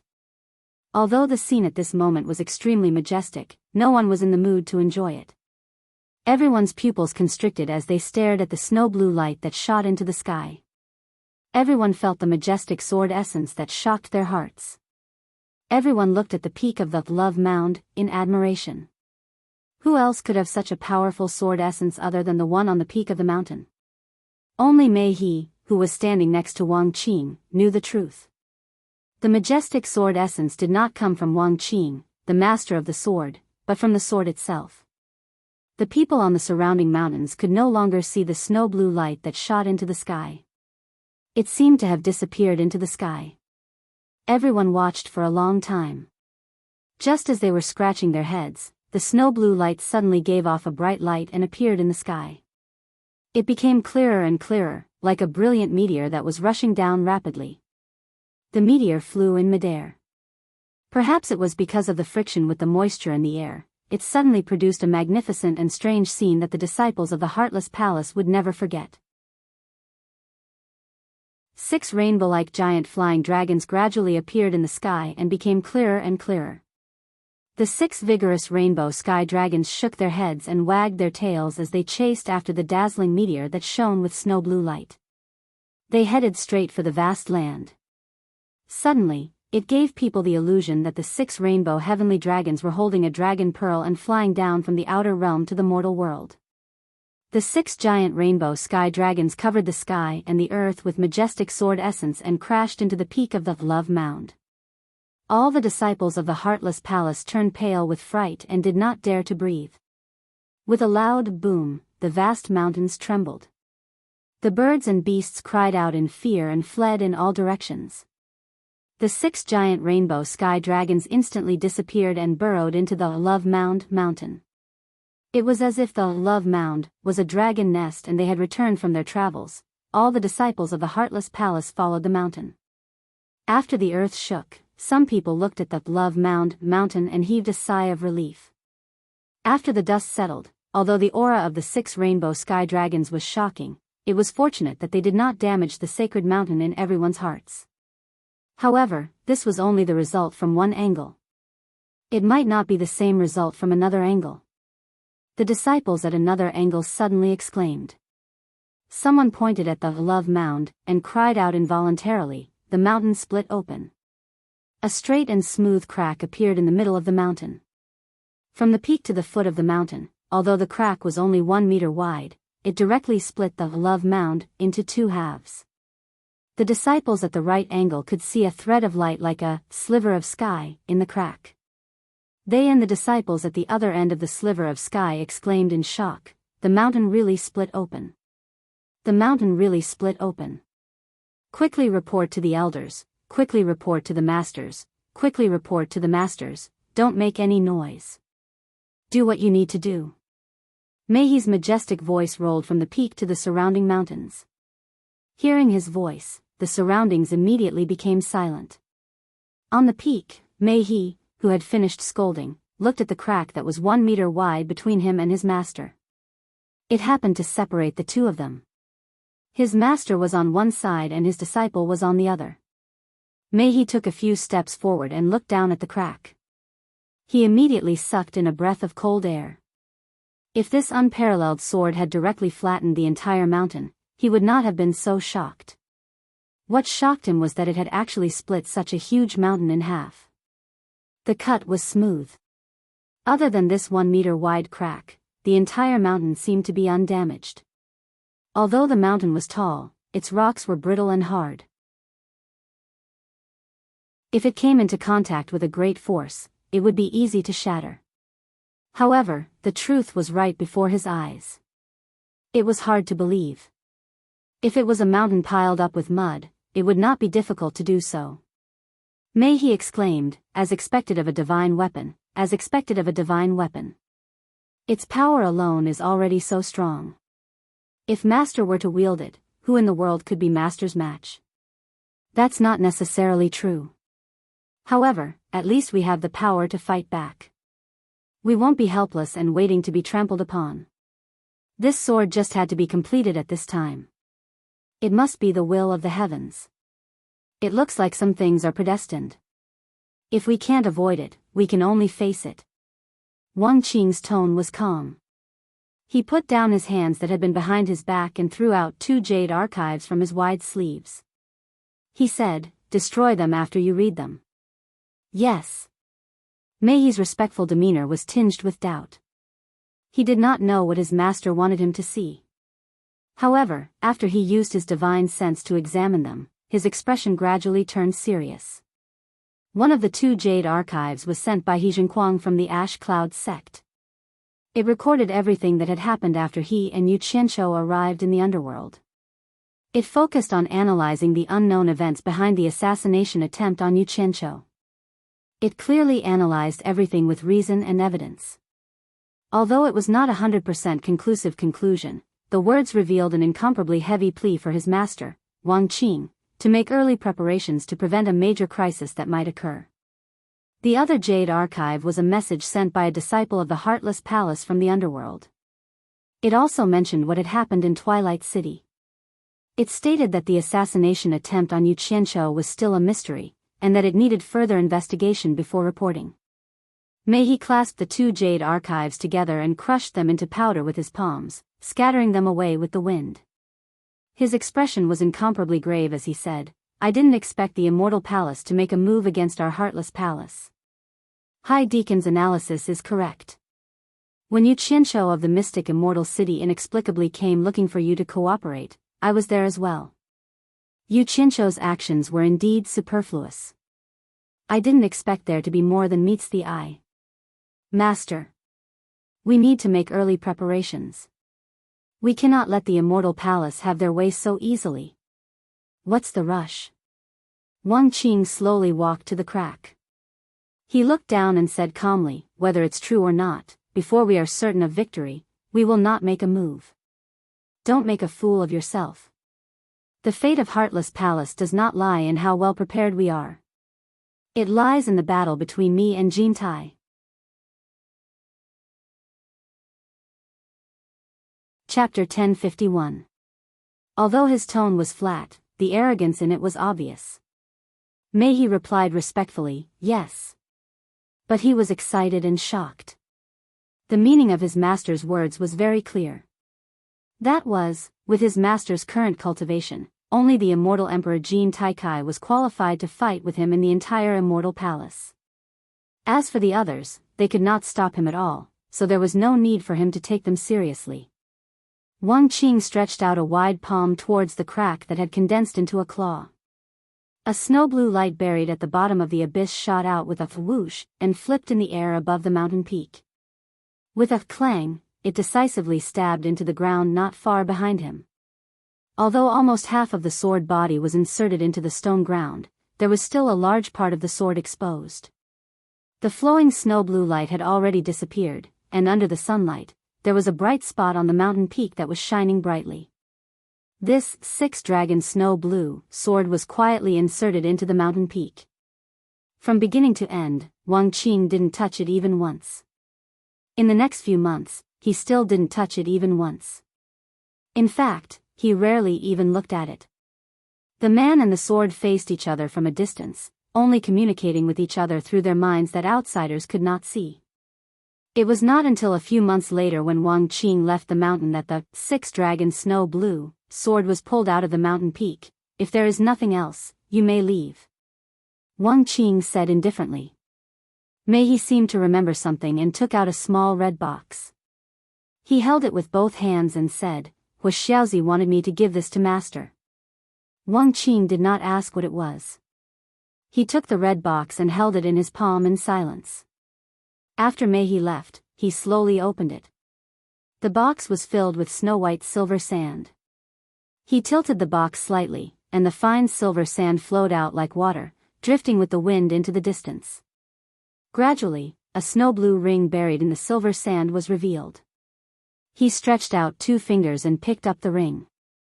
After the red box was abandoned, the silver sand rolled out and fell into the crack under his feet. This was a ring that was slightly wider than an ordinary ring. The material was obviously the same as the material used to forge the 6-dragon snow blue sword. They were both rare blue sea gold essence in the 3 realms. There was a huge independent space in the ring, several times larger than the 10 spaces in an ordinary storage bracelet. However, this did not fail to attract Wang Qing's attention. His gaze landed on the inner surface of the ring. The 2 words, Ruoyun, were engraved on it, causing him to be unable to shift his gaze away for a long time. After a long time, Wang Qing sighed softly and said to himself, "Old Hua, are you reminding me to remember something?" Not many people knew the meaning of Ruoyun. It was a woman's name. It was the name of Wang Qing's first wife. Also, what no one knew was that his wife's surname was Hua and her name was Ruoyun. She was the sister of the Lifire Palace's sect leader, Hua Jun. Back then, there were 3 siblings. The eldest was Hua Lai, Hua Kong Zi, the second was Hua Jun, Hua Xiao Zi, and the third was the younger sister, Hua Dai, Hua Ruoyun. However, before the Lifire Palace was established, the third sister, Hua Dai, had already married Wang Qing. Other than those involved, no one else knew about this. Holding this snow blue ring and silently looking at it for a while, Wang Qing finally put it on his left index finger. In the Paradise Wonderland, in the back garden of the Immortal Palace's External Affairs Great Commander's mansion, the well-dressed Mu Tianjiao sat in a pavilion and silently wept. The quality of the golden robe was very good, and it didn't get wet even after being soaked. Her tears fell directly on it. Her right hand, which rested on the stone table, held a jade archive. She did not know when Wu Xiong had appeared beside her. She was in a daze and did not notice him. Wu Xiong also looked at her silently, his face dark and gloomy. He didn't expect that even with so many people working together, they still couldn't kill Yu Qianqiu. His plan to assassinate Yu Qianqiu without anyone knowing had actually caused such a huge commotion. It was truly beyond his expectations. The people over there shouldn't have made such a big mistake. Otherwise, no one would have an easy time. He asked himself this question more than once. However, this was not what worried him the most. What worried him the most was that Yu Qianqiu actually had the token of the Emperor of the Underworld. Without a doubt, the matter would be blown out of proportion. Once the token of the Emperor of the Underworld was revealed, it would be impossible not to attract the attention of the Immortal Emperor. Fortunately, he received news from the other side that the matter had been resolved and that there was no need to investigate further. However, the other side was also urging him to leave the Immortal Palace as soon as possible. Otherwise, he might be in danger. However, Wu Xiong knew that if there really was danger, he would not be able to leave even if he wanted to, since he was already being watched. Therefore, he mustered up his courage and went to the Immortal Palace to seek forgiveness from the Immortal Emperor, Jin Tai. He said that his father-in-law had used his name to collude with a group of people to seek revenge on Yu Qianqiu in the underworld. He was guilty of negligence and asked the Immortal Emperor to punish him. In the end, the Immortal Emperor Jin Tai said that the ignorant were not guilty. A mere Yu Qianqiu was not as valuable as the life of his External Affairs Grand Commander. However, he did not want this to happen a second time. Wu Xiong heaved a sigh of relief and thanked him profusely. Although it seemed like he was safe for the time being, his heart was still stretched taut. He was prepared to find a suitable opportunity to leave as soon as possible. He had just returned from the Immortal Palace when he saw this scene. His gaze fell upon the jade archive in Mu Tianjiao's hands. He sighed softly and said, "If I had known this would happen, I wouldn't have had people deliver the news from the outside world to you every day." Mu Tianjiao raised her head with tears streaming down her face. She looked at him and choked with sobs. "You knew all along?" News travels slower in the underworld than in the immortal realm. When the news spreads in the immortal realm. Wu Xiong walked up to her and patted her shoulder in consolation. "The news from the immortal palace arrived a few days earlier than you did. I've been thinking about how to break the news to you. I'm also very sad that something has happened to my father-in-law. However, the dead are dead, and the living have to look forward. My condolences, madam." As expected, he went to seek revenge on Yu Qianqiu. "I've been worried. I told him that he was no match for Yu Qianqiu, but he wouldn't listen." Mu Tianjiao suddenly stood up and grabbed Wu Xiong's hand. She lost control of her emotions and asked, "Who did it? Who killed my father? Those people had no grudge against my father. Why would they want to kill him? Was it Yu Qianqiu who did it?"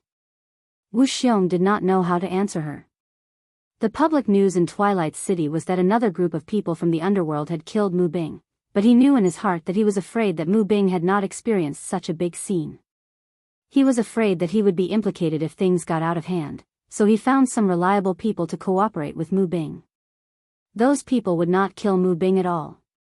In fact, the people involved in this matter knew very well that at that time, Yu Qianqiu was outside the dungeon. There was no one else in the dungeon who would kill Mu Bing except for Yu Qianqiu. However, he could not say such words now. He only deeply regretted agreeing to Mu Bing in the first place. Wu Xiong looked at Mu Tianjiao and sighed slightly in his heart. The reason why he was jealous was that he really cared about this woman. Otherwise, he would not have done such an impulsive thing. According to the news from the other side, it should not be Yu Qianqiu. Yu Qianqiu was locked up alone in a dungeon at that time. It is unlikely that he would have the opportunity to kill father-in-law. This has been confirmed by the army of Onyx. Wu Xiong said helplessly. But I saw the news that Yu Qianqiu broke out with my father's head. Mu Tianjiao went straight to the point and cried intermittently. Since he could break out of the dungeon, it means that the dungeon could not trap him. It means that he had the opportunity to kill my father. What's more, he has the token of the Emperor of the Underworld in his hand. He can command the army of Onyx. Who knows if the army of Onyx is cooperating with him to put on a show? This woman was as smart as ever. She saw the suspicious point at once. Wu Xiong sighed in his heart. He really did not know what to say. He could only grab her hand and comfort her. Don't worry. The truth will come to light one day. He originally wanted to say something about punishing the culprit, but when he thought of the terrifying Emperor of the Underworld standing behind Yu Qianqiu, he really did not know if he would have the opportunity to settle the score with Yu Qianqiu. After a period of sadness, Mu Tianjiao wiped away her tears and revealed the strong expression that she had when she was supporting the Four Links Chamber of Commerce. She directly knelt before Wu Xiong. Wu Xiong was startled and quickly helped her up. "Madam, what are you doing?" Seeing that she could no longer kneel, Mu Tianjiao said decisively, "My abilities are really limited, and I'm really powerless to do anything about the netherworld. I beg the great commander to help me find my father's body in the netherworld and bury it." This. Wu Xiong seemed to be in a difficult position. Mu Tianjiao bit her lip. "If it is really difficult, then forget it." Sigh. Wu Xiong let out a long sigh. He took out a box made of jade from his storage bracelet and gently placed it on the stone table. He said helplessly, "The people of the Dark Nether Army have searched for father-in-law's body, but they couldn't find it. Instead, Yu Qianqiu asked the people of the Heartless Palace to deliver father-in-law's head. It's inside." He was not lying. At that time, Lu Lin of the Onyx Army had considered that Mu Bing was the father-in-law of Wu Xiong, the great commander of external affairs of the Immortal Palace, and had really sent people to the collapsed ground to search for Mu Bing's body. In fact, no one knew that Mu Bing had been dragged several hundred meters underground by Yu Qianqiu and killed. His headless corpse had been cut into pieces and buried deep underground. Naturally, it was impossible to find him at such a depth of several hundred meters. Mu Tianjiao opened the jade box with trembling hands. Mu Bing's twisted head was lying inside. It was obvious that he had suffered a lot before his death. Fortunately, the corpse of an immortal wouldn't rot so easily in a short period of time. Otherwise, it would be impossible to see who it was. Mu Tianjiao's tears fell silently again. She bit her lips until blood came out and forcefully controlled her emotions. She stared at the bloody and empty eyes on Mu Bing's head and said, "My father didn't have that much of a grudge with those people. They didn't have to kill him, chop off his head, and gouge out his eyes. If they didn't have a deep grudge, they wouldn't have done such a thing."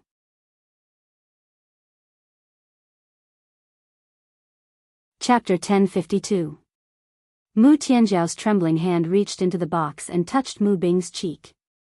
When her finger swept past the blood-stained right eye socket, she said in a trembling voice, "This is a sword wound. When that person used a sword to gouge out my father's right eye, he must have said, 'Arrogant.'" When her finger slid down to the blood-stained left eye socket, she murmured, "He must have said," looking down on others. She already had a vague outline of her father's murderer in her mind. Based on her understanding of that person, she guessed that the words he said were roughly the same as what the murderer himself had said during the torture. She slowly lifted Mu Bing's head and was about to hold it in her arms when she suddenly discovered that there was a wound on Mu Bing's lips. If she hadn't accidentally discovered it, she wouldn't have noticed it. It was covered by the blood on his lips. She opened Mu Bing's mouth with trembling hands and immediately smelled a strong, slightly rancid smell of blood. She saw that in the empty mouth, his tongue had been crushed, and not a single tooth could be found intact. The sack was a ball in his mouth. It was obvious that someone had stabbed a sword into his mouth and tortured him. Mu Bing, who was standing to the side, was also slightly shocked. He didn't expect that there was such a secret in his mouth. He didn't know what Mu Bing had said to provoke Yu Qianqiu to do such a cruel thing. His head was chopped off, his eyes were dug out, and his tongue was crushed. "Ah!" Mu Tianjiao suddenly cried out in pain and fainted on the spot. Wu Xiong was shocked and quickly supported her.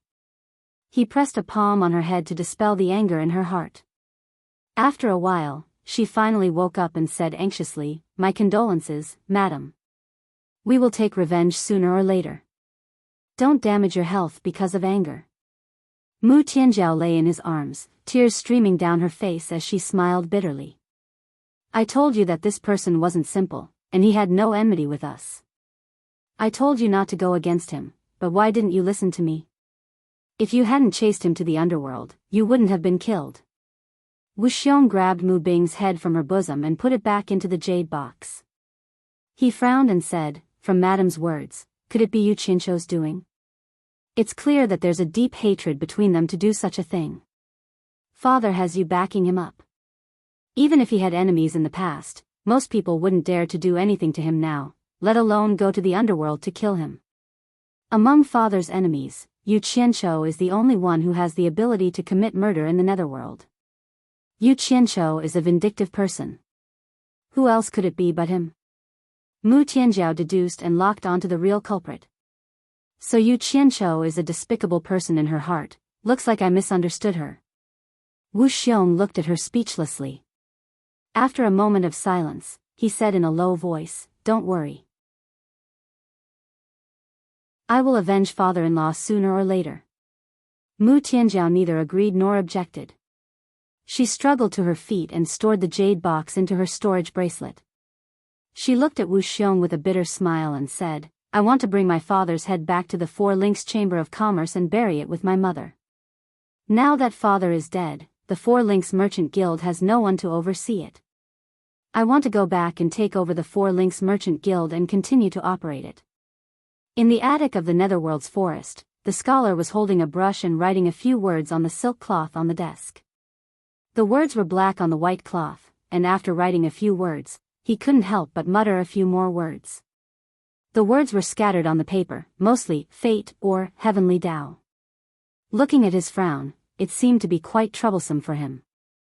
A ray of silver light entered through the window and the 1,000 soldiers in silver armor appeared. Seeing the scholar's expression, he was slightly stunned. After walking to the side and reading the words, he smiled and didn't disturb him. However, the scholar sighed and said, "What are you laughing at?" Nothing much." The 1,000 soldiers in silver armor cupped his hands and changed the topic. "I found some information regarding Yu Qianqiu. Someone saw him and Grey Cloud Exian hiding in the body of a river clam called Shinyu. They took the water route and went against the current of the Netherworld River. I don't know where they are going. Therefore, I contacted some friends in the Netherworld River's water tribe and asked them to help me investigate.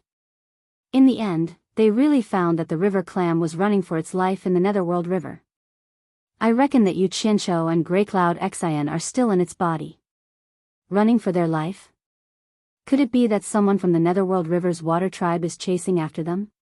The scholar raised his brush and said subconsciously. "The person who found them only said that they were running for their life. I don't think that's the case. They should be in a hurry for something." The 1,000 soldiers in silver armor analyzed and said, "If the Netherworld River's water tribe is really chasing after them, then they shouldn't be running for their life in the Netherworld River. They should be running for their life on land. If someone is chasing after them on land, they don't need to be afraid. Yu Qianqiu has the token of the Emperor of the Netherworld. He can mobilize the army of the Netherworld along the way to protect them at any time. Normally, no one would dare to touch them. Why would they need to run for their life? Token?" The scholar was slightly startled. Speaking of the token, he couldn't help but think of what the Saintess of the Netherworld had said. Yu Qianqiu didn't even know that it was the token of the Emperor of the Netherworld. Could it be that he scared himself when he took out the token of the Emperor of the Netherworld? Thinking of this, the scholar felt that it was highly possible. He couldn't help but smile faintly and said, "Did you find any signs of where they were going?" They were very careful in the Netherworld River.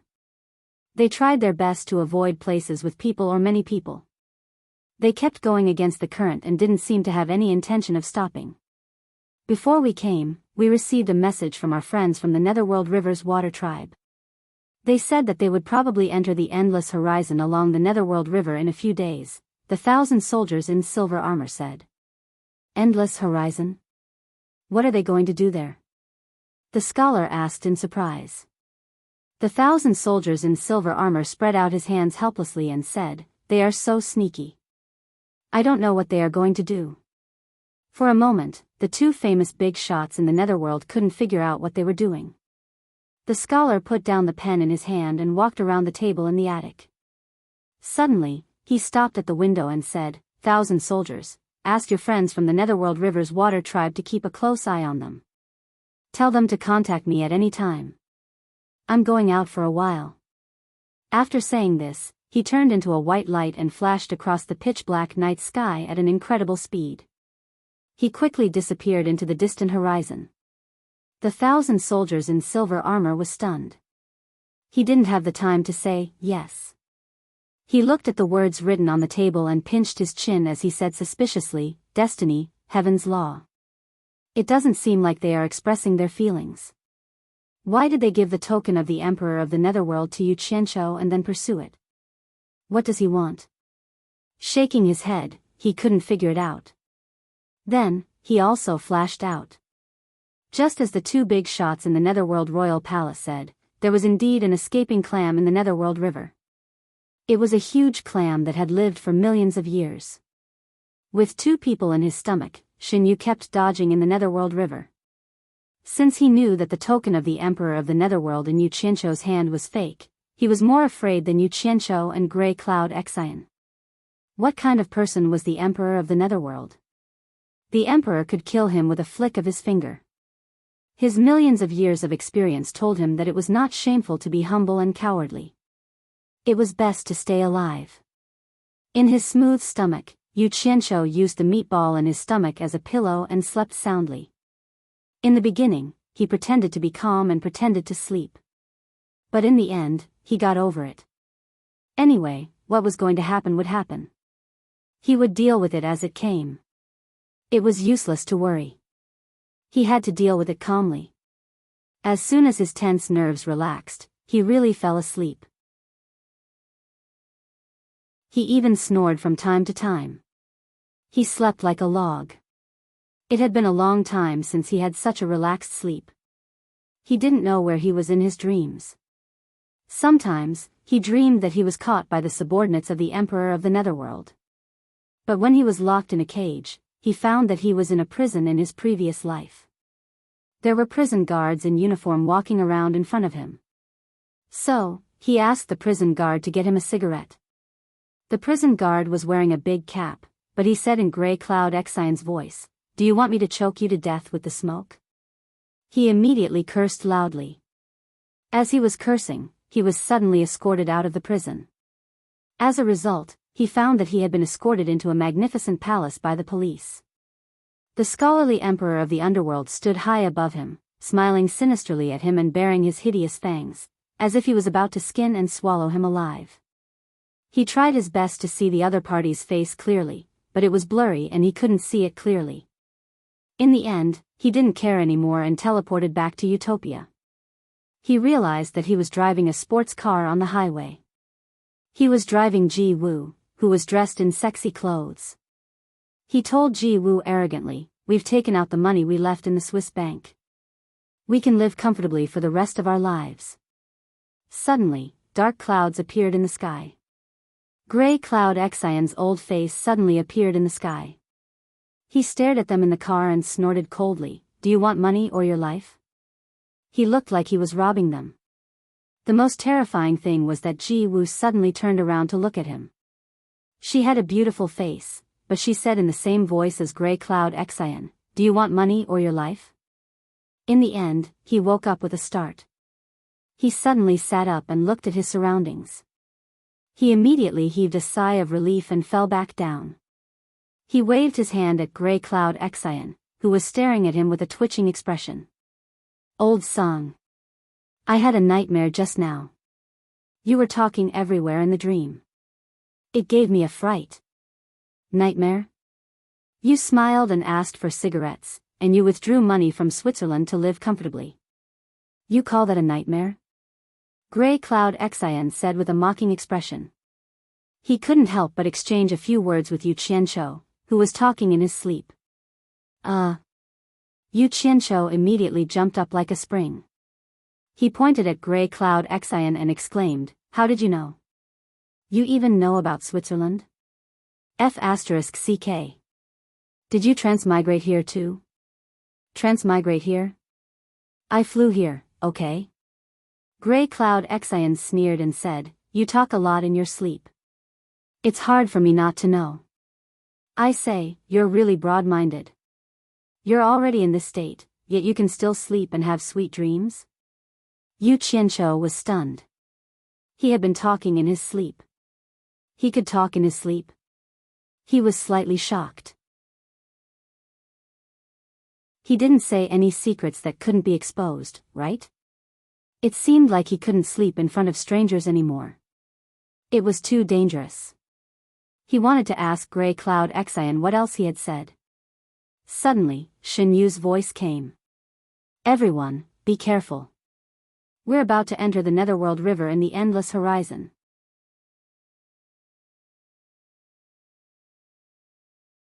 Chapter 1053. The two who were bickering pricked up their ears at the same time to listen to the movements outside. They looked at each other and saw the nervousness in each other's eyes. They stopped talking, afraid that something unexpected would happen. However, they seemed a little lost amidst their nervousness. Did they reach the endless horizon so smoothly? According to Xinyu, the Netherworld River was the same as the land. It was also ruled by powerful factions. The long journey was full of danger, and accidents could happen at any time. The two were mentally prepared for the worst. However, what made them feel strange was that they reached the endless horizon without any danger. Someone even slept the entire way. Compared to Xinyu's explanation, the two felt that it was a little unbelievable. In fact, even Jiu Yu himself felt a little baffled, let alone the two of them. Since when had the Netherworld River Basin become so peaceful? Where did all those fellows who blocked the road, robbed, killed, bullied the weak, and committed all sorts of crimes go? Everything had its cause and effect.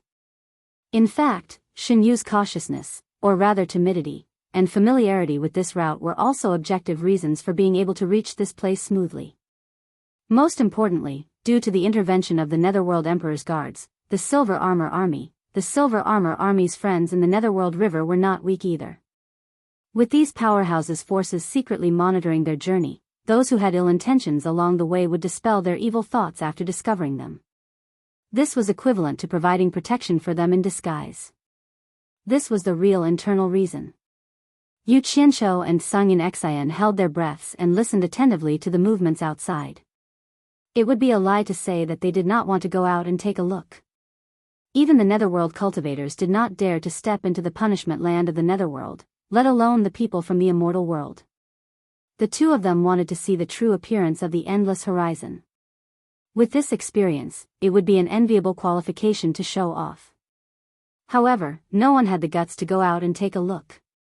Endless horizon. Those who heard this name for the first time would probably associate it with darkness.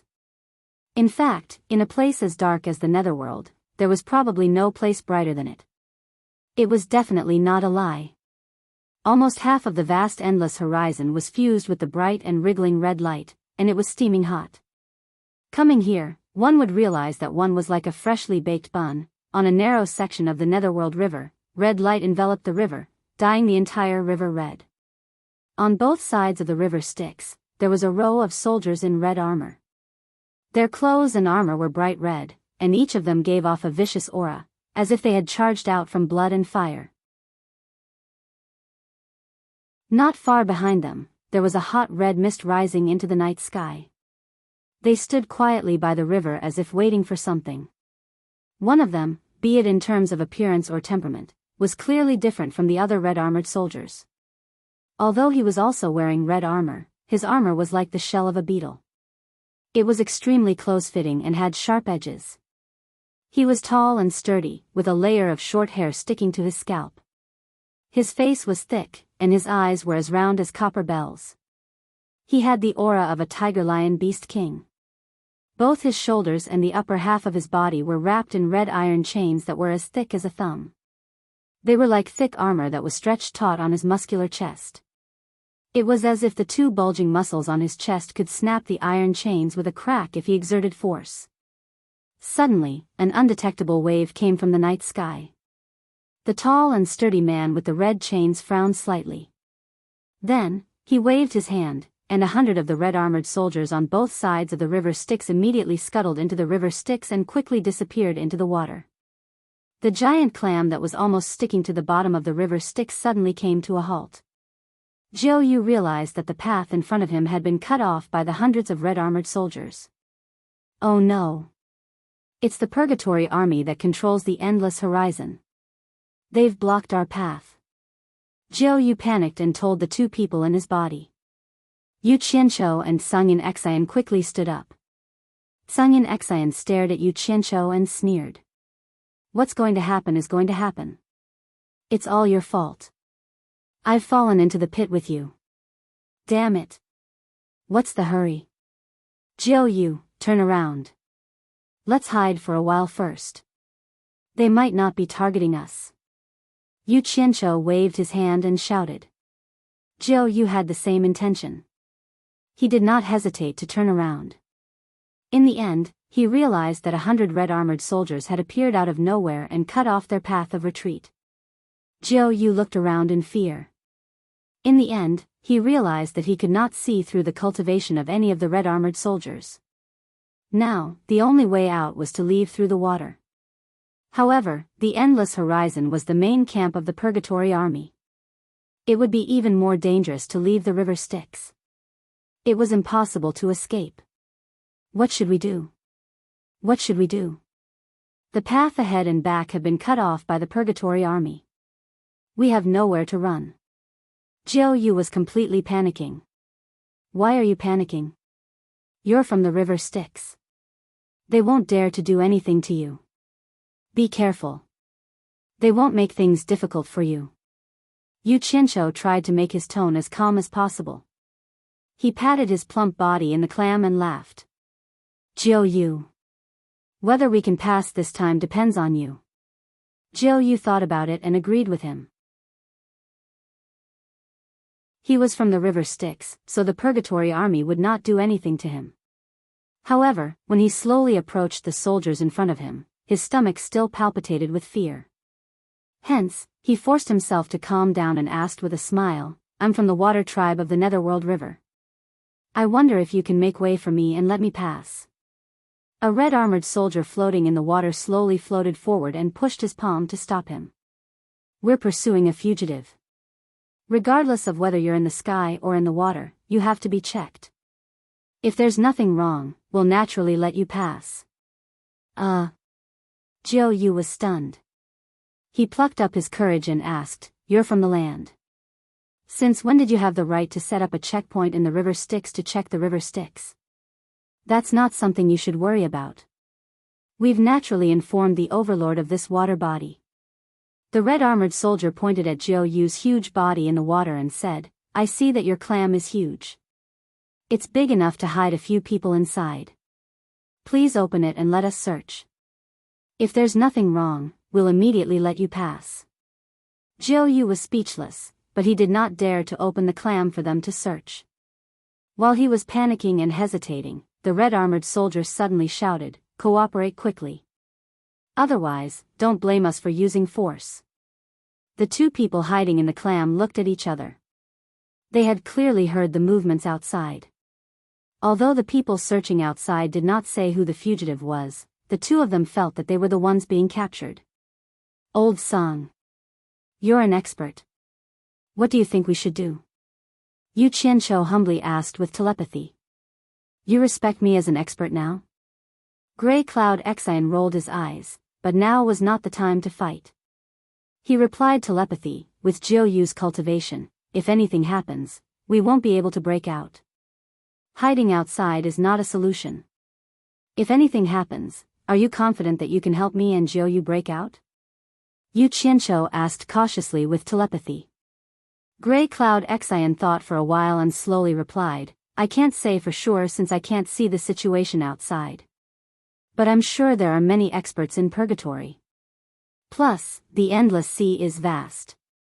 Even if I can break out for a while, I'm afraid I won't be able to resist a large number of experts. If I'm alone, maybe it won't be difficult to break out. Maybe they're not here to capture us, Old Song. Just be prepared for the worst. After Yu Qianqiu said that, he suddenly patted Xin Yu and said in a clear voice, Xin Yu, open it and let us out. Jiu Yu, who was in a dilemma, opened the giant shell. Two people flashed out. Jiu Yu also turned into human form. The three of them stood side by side. Yu Qianqiu looked back and forth, then cupped his hands towards the red-armored soldier who came out of the formation, and said with a smile, I wonder what happened that caused the Purgatory army to make such a big fuss. The man glanced at Sung in Exian and Yu Qianqiu and said, Two criminals have escaped from the endless horizon. We are currently searching for them. Then he pointed at the two and said, I think the two of you are very suspicious. Please come back with us for a while. If there's nothing, we will let you go. So the criminals escaped from the endless sea.